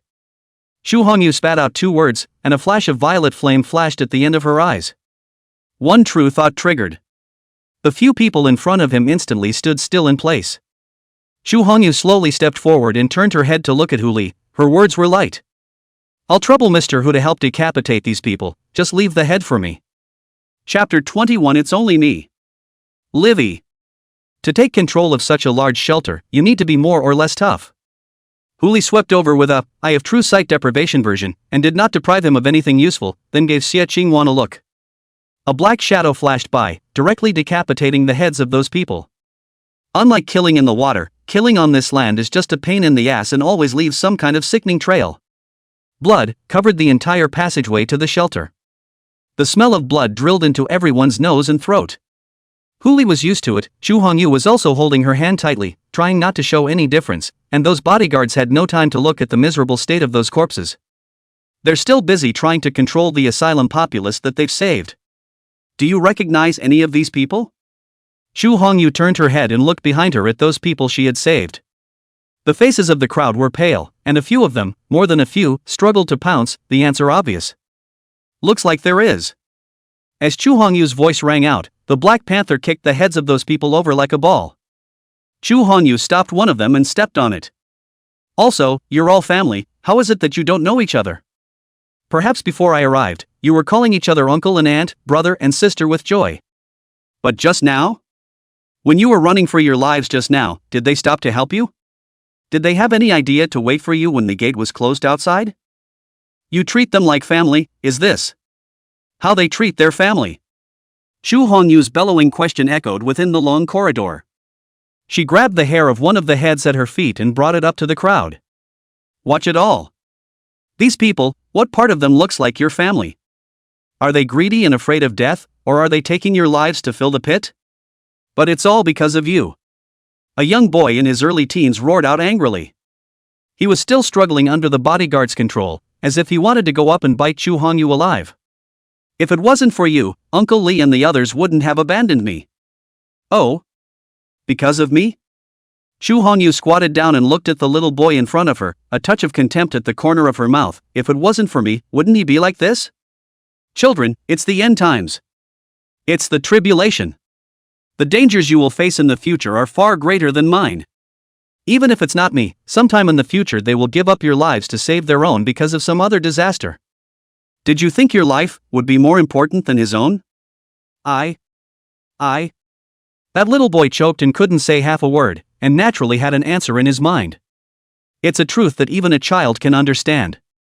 Other adults who were saved just as well knew exactly what this meant. Know why I killed them? Chu Hongyu threw out another question, and without waiting for the crowd to answer, she asked herself, because they're stupid. She pointed to the gallery at the feet of the crowd. That's the shelter down here, and there are others like them hiding down there, while those people have blocked elevator access and left them here to fend for themselves. After all this, how can these fools even think of stopping me?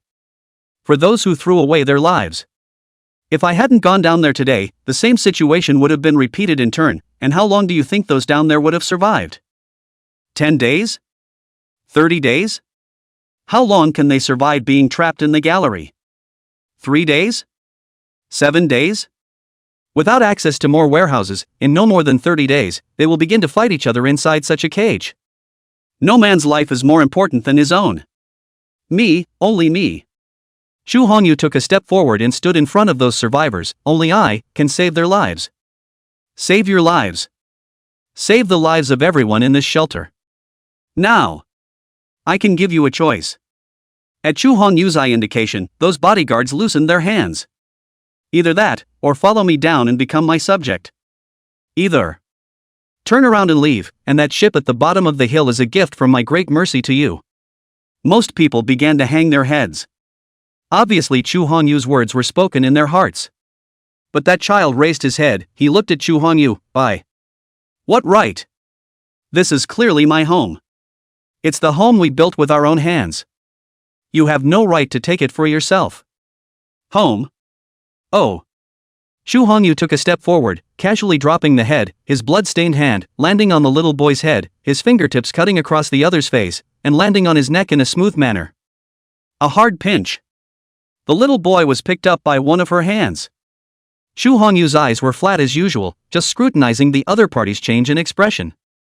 The next instant when that little boy was about to suffocate, Chu Hongyu dropped him on the ground. He fell to the ground, coughing and wheezing frantically as if he had just run from a ghost. Chu Hongyu stood still, looking down on him. Your life, which I could take, is now returned to you, so your life belongs to me? The little boy didn't answer, he just looked up at Chu Hongyu, his eyes filled with hatred. But he didn't say anything, and Chu Hongyu didn't make a move. She just looked to the rest of the crowd. What about you guys? How do you want to choose? There were 13 rescued survivors, including the little boy, and none of them chose to flee down the mountain. All of them stayed where they were. Very good. Chu Hongyu spat out 2 words, then turned around and walked over to Huli, making an inviting gesture. Mr. Who was amused, please. Aha! The 2 walked at the front, with Black Panther in the second row, followed by the 7 bodyguards in Shenyi, as well as the survivors in the back. All the way to the end of the long corridor, a 1-meter-long column stood there, and outside was a large hollow. Looking down, one could vaguely see sporadic bright lights at a height of about nearly 100 meters. This is hollowing out an entire mountain to make a shelter. This is not a shelter, it is clearly a city. Also, it was thought that only a shelter of this level would be able to afford the word safety that the Chu family was talking about. It's no wonder the construction cycle can be so long and cost so much. After Chu Hongyu performed some authority authentication and unlocking, the elevator was then activated. As an elevator large enough to carry 100 people but empty appeared in front of the two, both Hu Li and Chu Hongyu could not help but smile. If the people down there are still organized and resisting, then the inside of this elevator shouldn't be empty, but filled with survivors ready to fight with their backs against the wall. The scene now speaks volumes about the confusion and cowardice of the crowd below. Y'all wait here for me first. Chu Hongyu spat out towards the bodyguards and the crowd behind her. Mr. Hu, do you mind coming with me? The guest follows the master.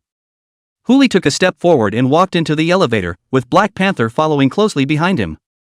Chu Hongyu walked into the elevator alone and closed the door immediately after. At this point there were only 2 people and a leopard left in the elevator. Was that sort of a rehearsal? Hu Li knew the reason why she did that, but he still found a topic to ask about it. Still can't hide it from Mr. Hu. Chu Hongyu let out a light laugh and explained, part of that speech just now was indeed what I intended to go down there and say. If I let them hear it again, it's always a bit embarrassing. That little boy. I'm going to stay. Chu Hongyu laughed out softly, knowing what he meant by asking. After all, no matter what organization it is, there will be opposing voices within it, and I'm afraid that I don't know where the source of this voice is. With him, I'll be able to cultivate a voice of opposition on my own, and even if there are others joining in, it will be a voice I control. But a touch of helplessness also showed in Chu Hongyu's eyes. When we go down later, there might still be some resistance, so we'll have to trouble you, Mr. Hu, to help resist. Little things. Hu Li spoke blandly. If I say I'll send you to the shelter, I won't just stop here. The words fell. The shelter, it's here. As the elevator doors slowly opened, the scene inside, on the contrary, caused Hu Li to be stunned. He turned his head to look at the equally stupefied Chu Hongyu next to him. Is it customary for the resistance in your part of the world to start on their knees? Chapter 22. Give me resurrection. The crowds of heads were arranged in patches inside the shelter. When this looked over, there wasn't a single person standing. Simply by looking at this situation, it seems that there is no need for Chu Hongyu to make any more speeches, and he can be crowned as emperor by directly ascending to the top. It's this stance, right? That's a little too weird. It's just a long hallway and an elevator, and these people are so watered down to figure it out? Mr. Hu. Please, Mr. Hu, save us. A thick sound came from the crowd. This was followed by a chorus of voices. Please, Mr. Hu, save us. Thousands of voices echoed at the same time, and it was obvious that they had, to some extent, seen Hu Li's true identity and agreed on it. Instead of choosing Chu Hongyu as the leader of the shelter and being liquidated at a later date, it would be better to choose such a strong person. If you had to choose, would you rather choose a recognized strong man to be your lapdog, or a little girl who was portrayed as ruthless and outlawed to be your lapdog? No one with a good brain would choose the latter. The unknown, after all, is the best. In the eyes of these individual survivors, Chu Hongyu's image had long been ruined by Chu lords, and I'm afraid that no one would want such a person to lead them if there wasn't a long period of time to whitewash their character or transform their persona through a major event. On the contrary, Hu Li is not the same. Triggered 2 global announcements and 1 regional announcement, fitting the image of the savior in almost everyone's mind. As long as they paid their respects and showed their loyalty in time, they thought that this savior would also definitely eradicate evil people like Chu Hongyu and stay here to protect them. They'll have something to fall back on then. Master, they are. Xia Qingwan didn't understand the situation clearly and couldn't help but open her mouth in confusion. But Hu Li and Chu Hongyu just heard their chants and understood this small mind of theirs. Hu Li let out a light laugh and took a step back, obviously not wanting to get involved in this kind of thing. But the next moment, the dark purple trailing flames flared up again at the corners of Chu Hongyu's eyes. Static. This time, the targets were Hu Li and Black Panther. Without waiting for him to react, that Chu Hongyu directly pulled his wrist and took a step forward, shouting out under everyone's gaze. I, Chu Hongyu of the Chu clan, take over Shelter 001 with my husband Hu Li today. Whoever has an opinion, come out and speak. I did. Hu Li growled out in his mind. However, he was unable to move because of the Chu Hongyu's one-handed static. After all, it was an SSS rank speech spirit, and it could be said to be unbeatable when facing Hu Li, who was only 1 level higher than himself. However, one's intelligence attribute had at least reached E rank, so even if one was stilled, it shouldn't take long. Sure enough. Just the next instant after Chu Hongyu finished speaking, Huli immediately resumed action. The Black Panther next to him was slightly slower for a second, but he still resumed his actions, extending his meat pads with sharp claws, asking Huli with his actions if he wanted to make a move. Huli just gently shook his head. Although this Chu Hongyu's solution was somewhat pleasing to the eye, but even if she was not here, she still had the same way to solve the dilemma here, and she had only provided her with a solution. From a business point of view, it's only a slight loss of reputational rights, there's no need to decimate a powerful future ally. After Chu Hongyu's words were uttered, all the survivors within the shelter felt that the heavens had shattered. The thighs that had been waiting with great difficulty had actually become the new husband of the Chu family just like that. Doubt is impossible to doubt. After all, no man could refuse a status like Chu Hongyu's, such a stunning beauty. But as things stood, this congregation had no choice but to resign themselves to their fate. A man in a suit hurriedly squeezed out from the second row among the crowd, and in order not to cause unnecessary misunderstandings, he didn't even dare to get up, and could only lie on the ground and squeeze into the first row. He tilted his head and was just about to open his mouth when that Chu Hongyu recognized him. "Your little cousin, right?" Chu Hongyu's mouth was tinged with a smile as she spoke softly of their relationship. "What? Are you here to seize power from me?" "No. No, no, no." The man in the suit immediately shook his head swinging like a rattle drum. "Miss, our relationship is so far apart, how can I be your little cousin? I am the one who works for your family. I came to tell you that Mr. before he left, he handed over something." Hearing the latter half of the sentence, Chu Hongyu's face suddenly chilled. "Sir, before you go." Those two words alone say a lot. The one who can be called Mr. by the man in the suit is obviously only the head of this Chu group, and the dying. Obviously won't be simply leaving the shelter either. Huli raised his hand and patted the one she was holding. "Alright, you go ahead, I'll take care of it here." "No." Instead of loosening that hand, Chu Hongyu held it a little tighter. She turned her head and looked at Huli in front of her, with a little pleading in her tone. "Will you go with me? Consider it as me begging you. Is considered a bet on this one?" "Yes." A forceful strike was so used by Chu Hongyu. Huli didn't mind, so he let the other party grab his wrist like this, which was considered acquiescence. "Lead the way." "Okay, miss." With an echo, the man in the suit immediately greeted the crowd and got up. He hurriedly walked to the row of battery cars and looked at the two Chu Hongyu. "Miss, young master, this way please. Inside this shelter is where the real inches are." "The road? There can't be one at all." Between the houses, there is only a road less than 3 meters wide, which can only be used by pedestrians on the left and right sides, as well as a battery-operated vehicle in a single row. Huli also had no choice but to get on that electric bike and head towards the center of the shelter with Chu Hongyu behind him. As for Xie Qingwan, she slowed down twice as much as she could to barely get this electric car to catch up with her back. At the center of the shelter was a 9-story building, the tallest building in the entire shelter, with the rest of the buildings being 6 stories at most. Looking at about 100 meters high for the mountain, the entire depth of the space does not seem to be too fully utilized. Perhaps Chu's group is still thinking of adding something in it, but only unfortunately did not have time to install. Entering the high rise, the elevator goes straight to the negative floor. As Chu Hongyu pushed open that morgue with Huli, he saw a middle-aged man lying quietly on the operating table. "It's not like you're waiting for your daughter, it's like you're waiting for a doctor." "What do you mean?" Chu Hongyu's voice rang out coldly. "Mr. Chu. Chu Lords arranged it."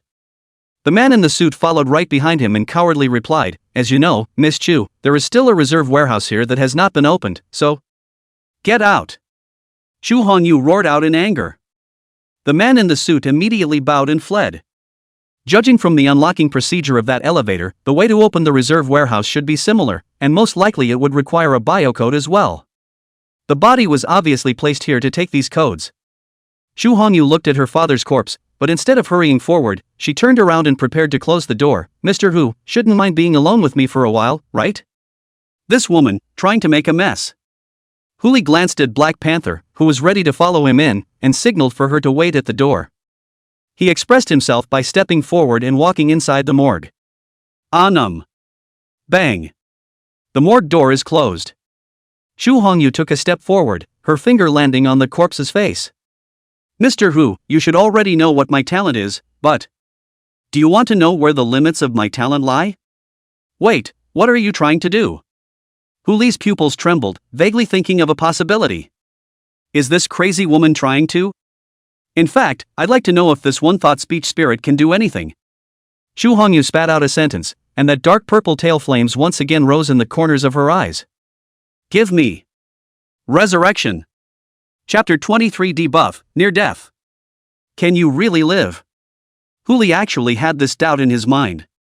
If this, one true thought, could even resurrect the dead, then with a slight variation, could it not also give those who were not dead yet, a buff to come back from the dead?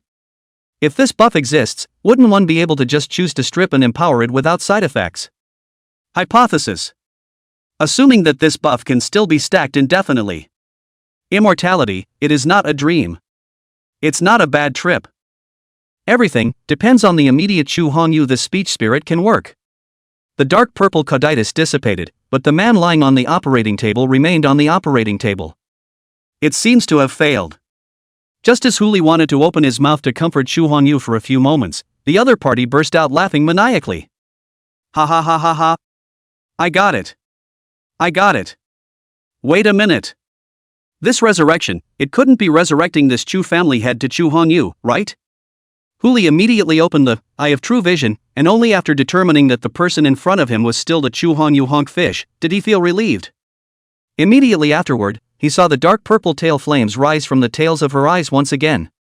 I want his heart beat back. Moment. A slight crash echoed through the silent morgue. Only the face of the man on the operating table was gradually reddening at a rate visible to the naked eye. Success? Hu Li also couldn't stop himself from exclaiming in shock. Although it's just a restoration of the heartbeat, not really a resurrection, it's still outrageous enough. The heartbeat is back, so at least it's half alive. Scientifically speaking, just make sure that there's no trauma on his body, no necrosis of his organs, and that his brain cells are reactivated, and he'll be truly resurrected. It is worthy of being an SSS-ranked talent with such a great side effect. This ability is really a bit counterintuitive. Bang! Just as Hu Li's jaw dropped, that Chu Hongyu's body lurched and directly fell down. Chu Hongyu! He exclaimed and immediately stepped forward. As soon as the Eye of True Sight opens, the status is immediately confirmed. The panel was no different than before, except that there were a few more debuffs in that status column. Weakness, LV1. Effect, reduce all attributes by 10%. Duration, 23 hours and 45 minutes. Decay, LV1. Effect, intelligence attribute permanent 1. Duration, permanent. Dying LV1. Effect, stamina value forcibly locked to 1 and forced unconsciousness, death will be triggered by any damage within 24 hours. Duration, 23 hours 59 minutes. Hiss. Those three states, one is harder than the other. Weakness should have been caused by the use of the speech spirit on the group in the promenade at that time, while decay could possibly have been triggered when it was directed at himself and the Black Panther, and near death would be obvious, naturally, in response to the cost of restoring the heartbeat of that Mr. Chu. 24 hours. One can't keep 24-hour watch here. It was already 7 p.m., 53 hours before the end of the novice period, and if you wasted your time here, you wouldn't be able to earn back any more powerful allies. And so on. Status. Right. If you use deprivation on the currenter, there should be a probability that this state will be stripped down as well, right? According to that dying description, her stamina value would be forcibly locked at 1. Even if she deprived herself of her attribute value, it shouldn't cause her to die, but remain at 1 instead. In that case, it might be worth a try. Even if the one true thought was stripped down, it could be re-given to her again, couldn't it? A shot of Eye of True Sight Deprivation Edition was sent straight up. I don't know if it's because I used too much non-chi on that dragon blood Jiao snake today, but one shot of 100% deprivation directly deprived, near death. A glow as black as ink coalesced in the palm of Hu Li's right hand. Okay. This state did not come directly to Hu Li's body after deprivation, otherwise he would only be fainting on the ground right now, as a dead fish to be slaughtered. As for where to send such a big baby. As Hu Li thought about it, he couldn't just hang the near-death state on that Mr. Chu again, could he? Seeing that Chu Hongyu was about to awaken, he really had no choice, so he simply opened the mall interface, spent 10 points from the materials section, purchased a G-grade Fey Beast beard, and attempted to bestow that massive black light into it. The black light dissipated. The original G-grade Fey beard was instantly upgraded to F grade, and in the column of special attributes, it was clearly labeled, Near Death LV1. Even the duration disappears because the object is not a living creature, but a dead one, so it directly becomes a permanent state. It's a done deal. Huli put his beard into his right-hand pants pocket, just in case. I also don't know whether that near-death state is effective for high-level foreign beasts, if it can be effective. This can be equivalent to a time to kill a second to hang on. Well. A murmur came from Chu Hongyu. Her eyes trembled slightly and gradually raised her eyes. I am. Mr. Who? You. Shouldn't have been guarding me for a day, right? It seemed that Chu Hongyu also knew that she had triggered the near-death special effect, otherwise she wouldn't have said such words. Thinking about farts for food, I don't have that long to waste. Huli casually spat out a sentence, just helping you cancel this state. As for the price. Your entire shelter is about to be sold to me, and I can't think of anything else you can use to pay for it. Chu Hongyu guffawed and instantly got up from the ground. Then the little girl has nothing to offer but to give her body in return. You want to take advantage of a favor? You're so beautiful. Huli took 2 steps forward and came to the operating table. Talking about business, this method you're talking about isn't too perfect. It's imperfect. Chu Hongyu also switched back to her normal state immediately. This is the limit of what I can do at the moment. If my attributes can be taken to the next level, I might be able to help my father restore the normal functioning of his other organs. There is always a glimmer of hope. Huli nodded. It's not easy enough to make it this far. Right, Mr. Hu. Chu Hongyu looked at Huli with some hope in her eyes. Since you have sent me to the shelter, the deal between us is considered complete. What else do you want besides those supplies promised to you, which I will give you as soon as possible? Without waiting for Huli to reply, Chu Hongyu spoke again. Listening to what you just said, you seem to have something else to do, and you're kinda in a hurry. Why don't I accompany you? You? Huli let out a puzzled cry. Yeah. Chu Hongyu's mouth was tinged with a smile. The matter of the shelter is well taken care of. You only need to give me 12 hours, and I'll be able to arrange the place properly. I'll go with you on your business, and when your business is done, send me back if you have nothing else to do. Shelter can also be your home. Well, that's another way of soliciting. Huli laughed lightly and shook his head. For him, although Chu Hongyu is very good, it will only be an ally, and women like this, thing he will not touch. At least now will not.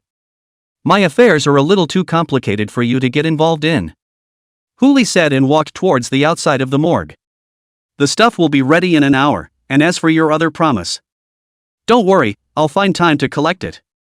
Chapter 24. Can I add a pair of chopsticks? Under Chu Hongyu's deployment, those things were already ready in only half an hour.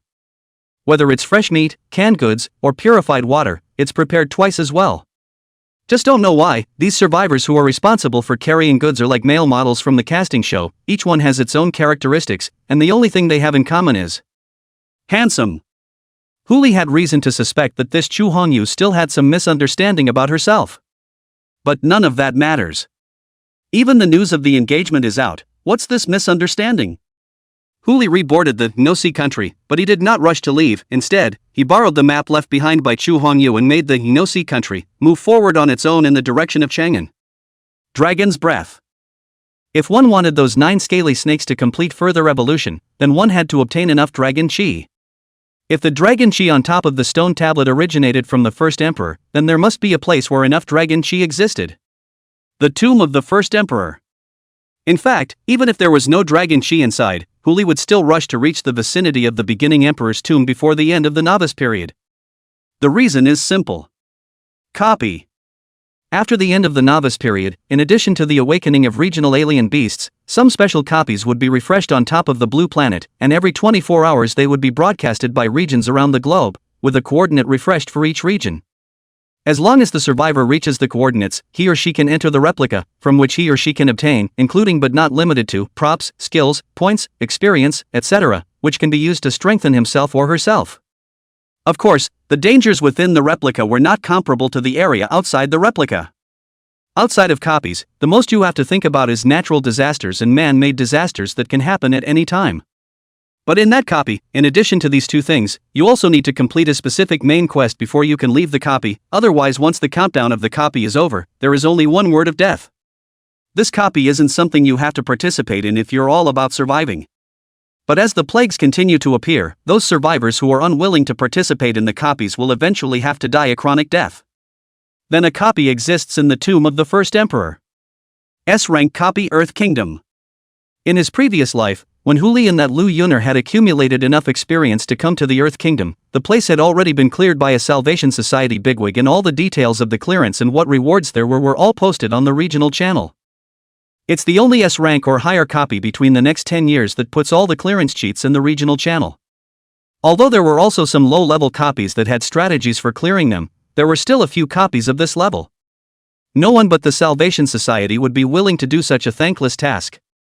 Even if some of the individual organizations also possessed the clearance strategies for other copies, they would never publish them in the regional channels, but rather remain in the organization for the people within the organization to enhance their strength. After all, most of those who had the ambition to establish an organization in the midst of the end times calamity had not so small ambitions and were preparing to claim the title of emperor and become a god in the midst of this shuffle. Huli unfolded the map, and from the map, the tomb of the first emperor was about 600 kilometers away from here. Based on the speed of the No-Sea Kingdom, it would take him at least 13 hours to get there, and that's even if he had to make sure that the traveling path was all over the water. Now that only one day had passed since the end of the world, even if there was precipitation, it wasn't so much as to flood the entire mountain range from Chuandi to Chang'an, so perhaps they would still have to travel overland for a while by then. But none of that matters. Sleep first. Master Hu had labored for a day, finally laid down on his cot, and under the shelter of the No-Sea Kingdom, as well as the escort of the 90-rank small snakes, he was completely able to have a restful night's sleep. February 18, 7 p.m. 2 days have passed since the calamity struck, and in another 29 hours, the novice period will be over. Huli slept through the night, and when he opened his eyes again, he had already entered the Chang'an territory. Just the moment he raised his eyes, that Black Panther immediately came up, his voice slightly anxious. "Master, you're awake." "Aha!" Huli answered and rubbed his temples. "I also have a slight headache after sleeping for so long." It couldn't be helped, after spending almost 10 years inside the dungeon, he hardly slept much. Opening his eyes was to look at the regional chat channel, closing his eyes was to feel the gusts of pain coming from his body. It was the first time in a long time that I had fallen asleep without any sorrow like this. He turned his head to Panther with a slightly strange look in his eyes. "What's wrong?" "Hungry." Xia Qingwan spoke helplessly, raising that leopard head, her eyes filled with sadness. "Eat when you're hungry," Huli said as a matter of course, raising his hand to point to the goods piled up not far away. "Aren't there canned goods and fresh water?" "I dare not move without my master's command." "Okay, from now on, as long as the ship's supplies are at your disposal." "Good, eh?" "Thank you, master." Xia Qingwan immediately exclaimed in surprise, and immediately afterward, she took on human form, picked up 2 bottles of fresh water, walked into the ice storage and took out fresh meat again, and walked all the way to the ship's kitchen. "This is trying to cook." I didn't realize that Xia Qingwan had this craft. Huli immediately rolled over and got up. He hadn't known how long it had been since he had eaten a home-cooked meal, whether it was his stomach or his mouth, he was already craving for it. He followed Xia Qingwan all the way to the kitchen, only to see that she had already reformed into a black panther. 1 bite of fresh meat, then a gulp of water. He gave it a swallow in 1 gulp, and seemed to enjoy it somewhat. Huli was petrified on the spot. It is also true that Xia Qingwan is only 19 years old, and before the end of the world came, she was still a middle-aged girl with a good family, and she was expected to cook egg fried rice almost. "Master?" The Black Panther turned his head towards Huli, his paw hooking a piece of fresh meat up. "Are you going to eat it?" You eat, I'll eat something else." Huli is also hungry. He spent 100 points and purchased a rice cooker, 10 pounds of rice, 10 pounds of various types of vegetables, and a variety of condiments from the mall, and casually put these things aside. That Black Panther puffed out his cheeks and his eyes went straight. Seemingly guessing what his master wanted to do, he froze and stopped nibbling after swallowing the fresh meat in his mouth. Huli was also helpless and pulled a strip of fresh meat from in front of the Black Panther and started cooking.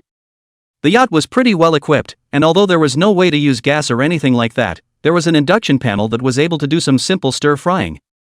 After an hour of hustle and bustle, a simple home-cooked meal was ready. "Master is awesome." Black Panther immediately praised out loud, and that saliva almost didn't spray Huli's face. Alright, take it to the dining room and get ready for dinner. Okay. Panther assumed his human form once more and headed towards the dining room with his meal in hand. Huli slowly followed her, but the moment the two of them stepped into the cabin's dining room, a silhouette was already standing in the cabin, looking at the two of them with an embarrassed face. Can that add a pair of chopsticks? Chapter 25 Stingy Man, Drinking Cold Water. A woman. A woman whose body was wrapped in a layer of dark shadows and could only be vaguely seen as a person. If she hadn't been the first to speak, perhaps Huli wouldn't have been able to tell if she was a woman. As a question was thrown out, the entire cabin fell silent. If it wasn't for the fear of wasting the table of dishes made by her own master, Xie Qingwan would probably have already transformed into her Black Panther form. With a shot of "I have true sight deprivation" version thrown over, no reaction appeared. The opponent seems to have a talent that restrains the "I have true vision." Buzz. The black gold ancient sword appeared in Huli's hand. He stepped forward and stared intently at the figure. Undo the talent, or die. Hey, it's just a meal. If it's a big deal, I'll give you something in exchange. The woman's voice rang out, but there was no intention of lifting the gift. Seeing this, Huli was not prepared to say much and directly carried his sword. But he had only taken one step forward when the woman flashed with a flash of electricity and disappeared from sight. It's as if it never existed. Immediately after that was a voice resounding outside of the No Shanghai Kingdom. If you don't eat it, stingy. Huli quickly stepped forward, carrying his knife to the deck and leaning against the side of the ship to look in the direction where the other party had disappeared. All he could see was a dark shadow lurking above the water and disappearing. Elemental talents. Judging from the talent that woman had just displayed, it included at least 3 elements. The wind that enters the cabin silently, the yin that wraps around the body, the thunder that is created when it disappears, and the water that dives to the surface. Even if it was fine to encapsulate 4 elements at the same time, and even to be able to flow so smoothly between those 4 elements, it was probably only the legendary SSS rank talent 9 Zun. As the top amongst the elemental talents, the 9 dignities included a whole 9 attributes, and in addition to the common gold, wood, water, fire, and earth, there were also the 4 rare elements of yin, yang, wind, and thunder.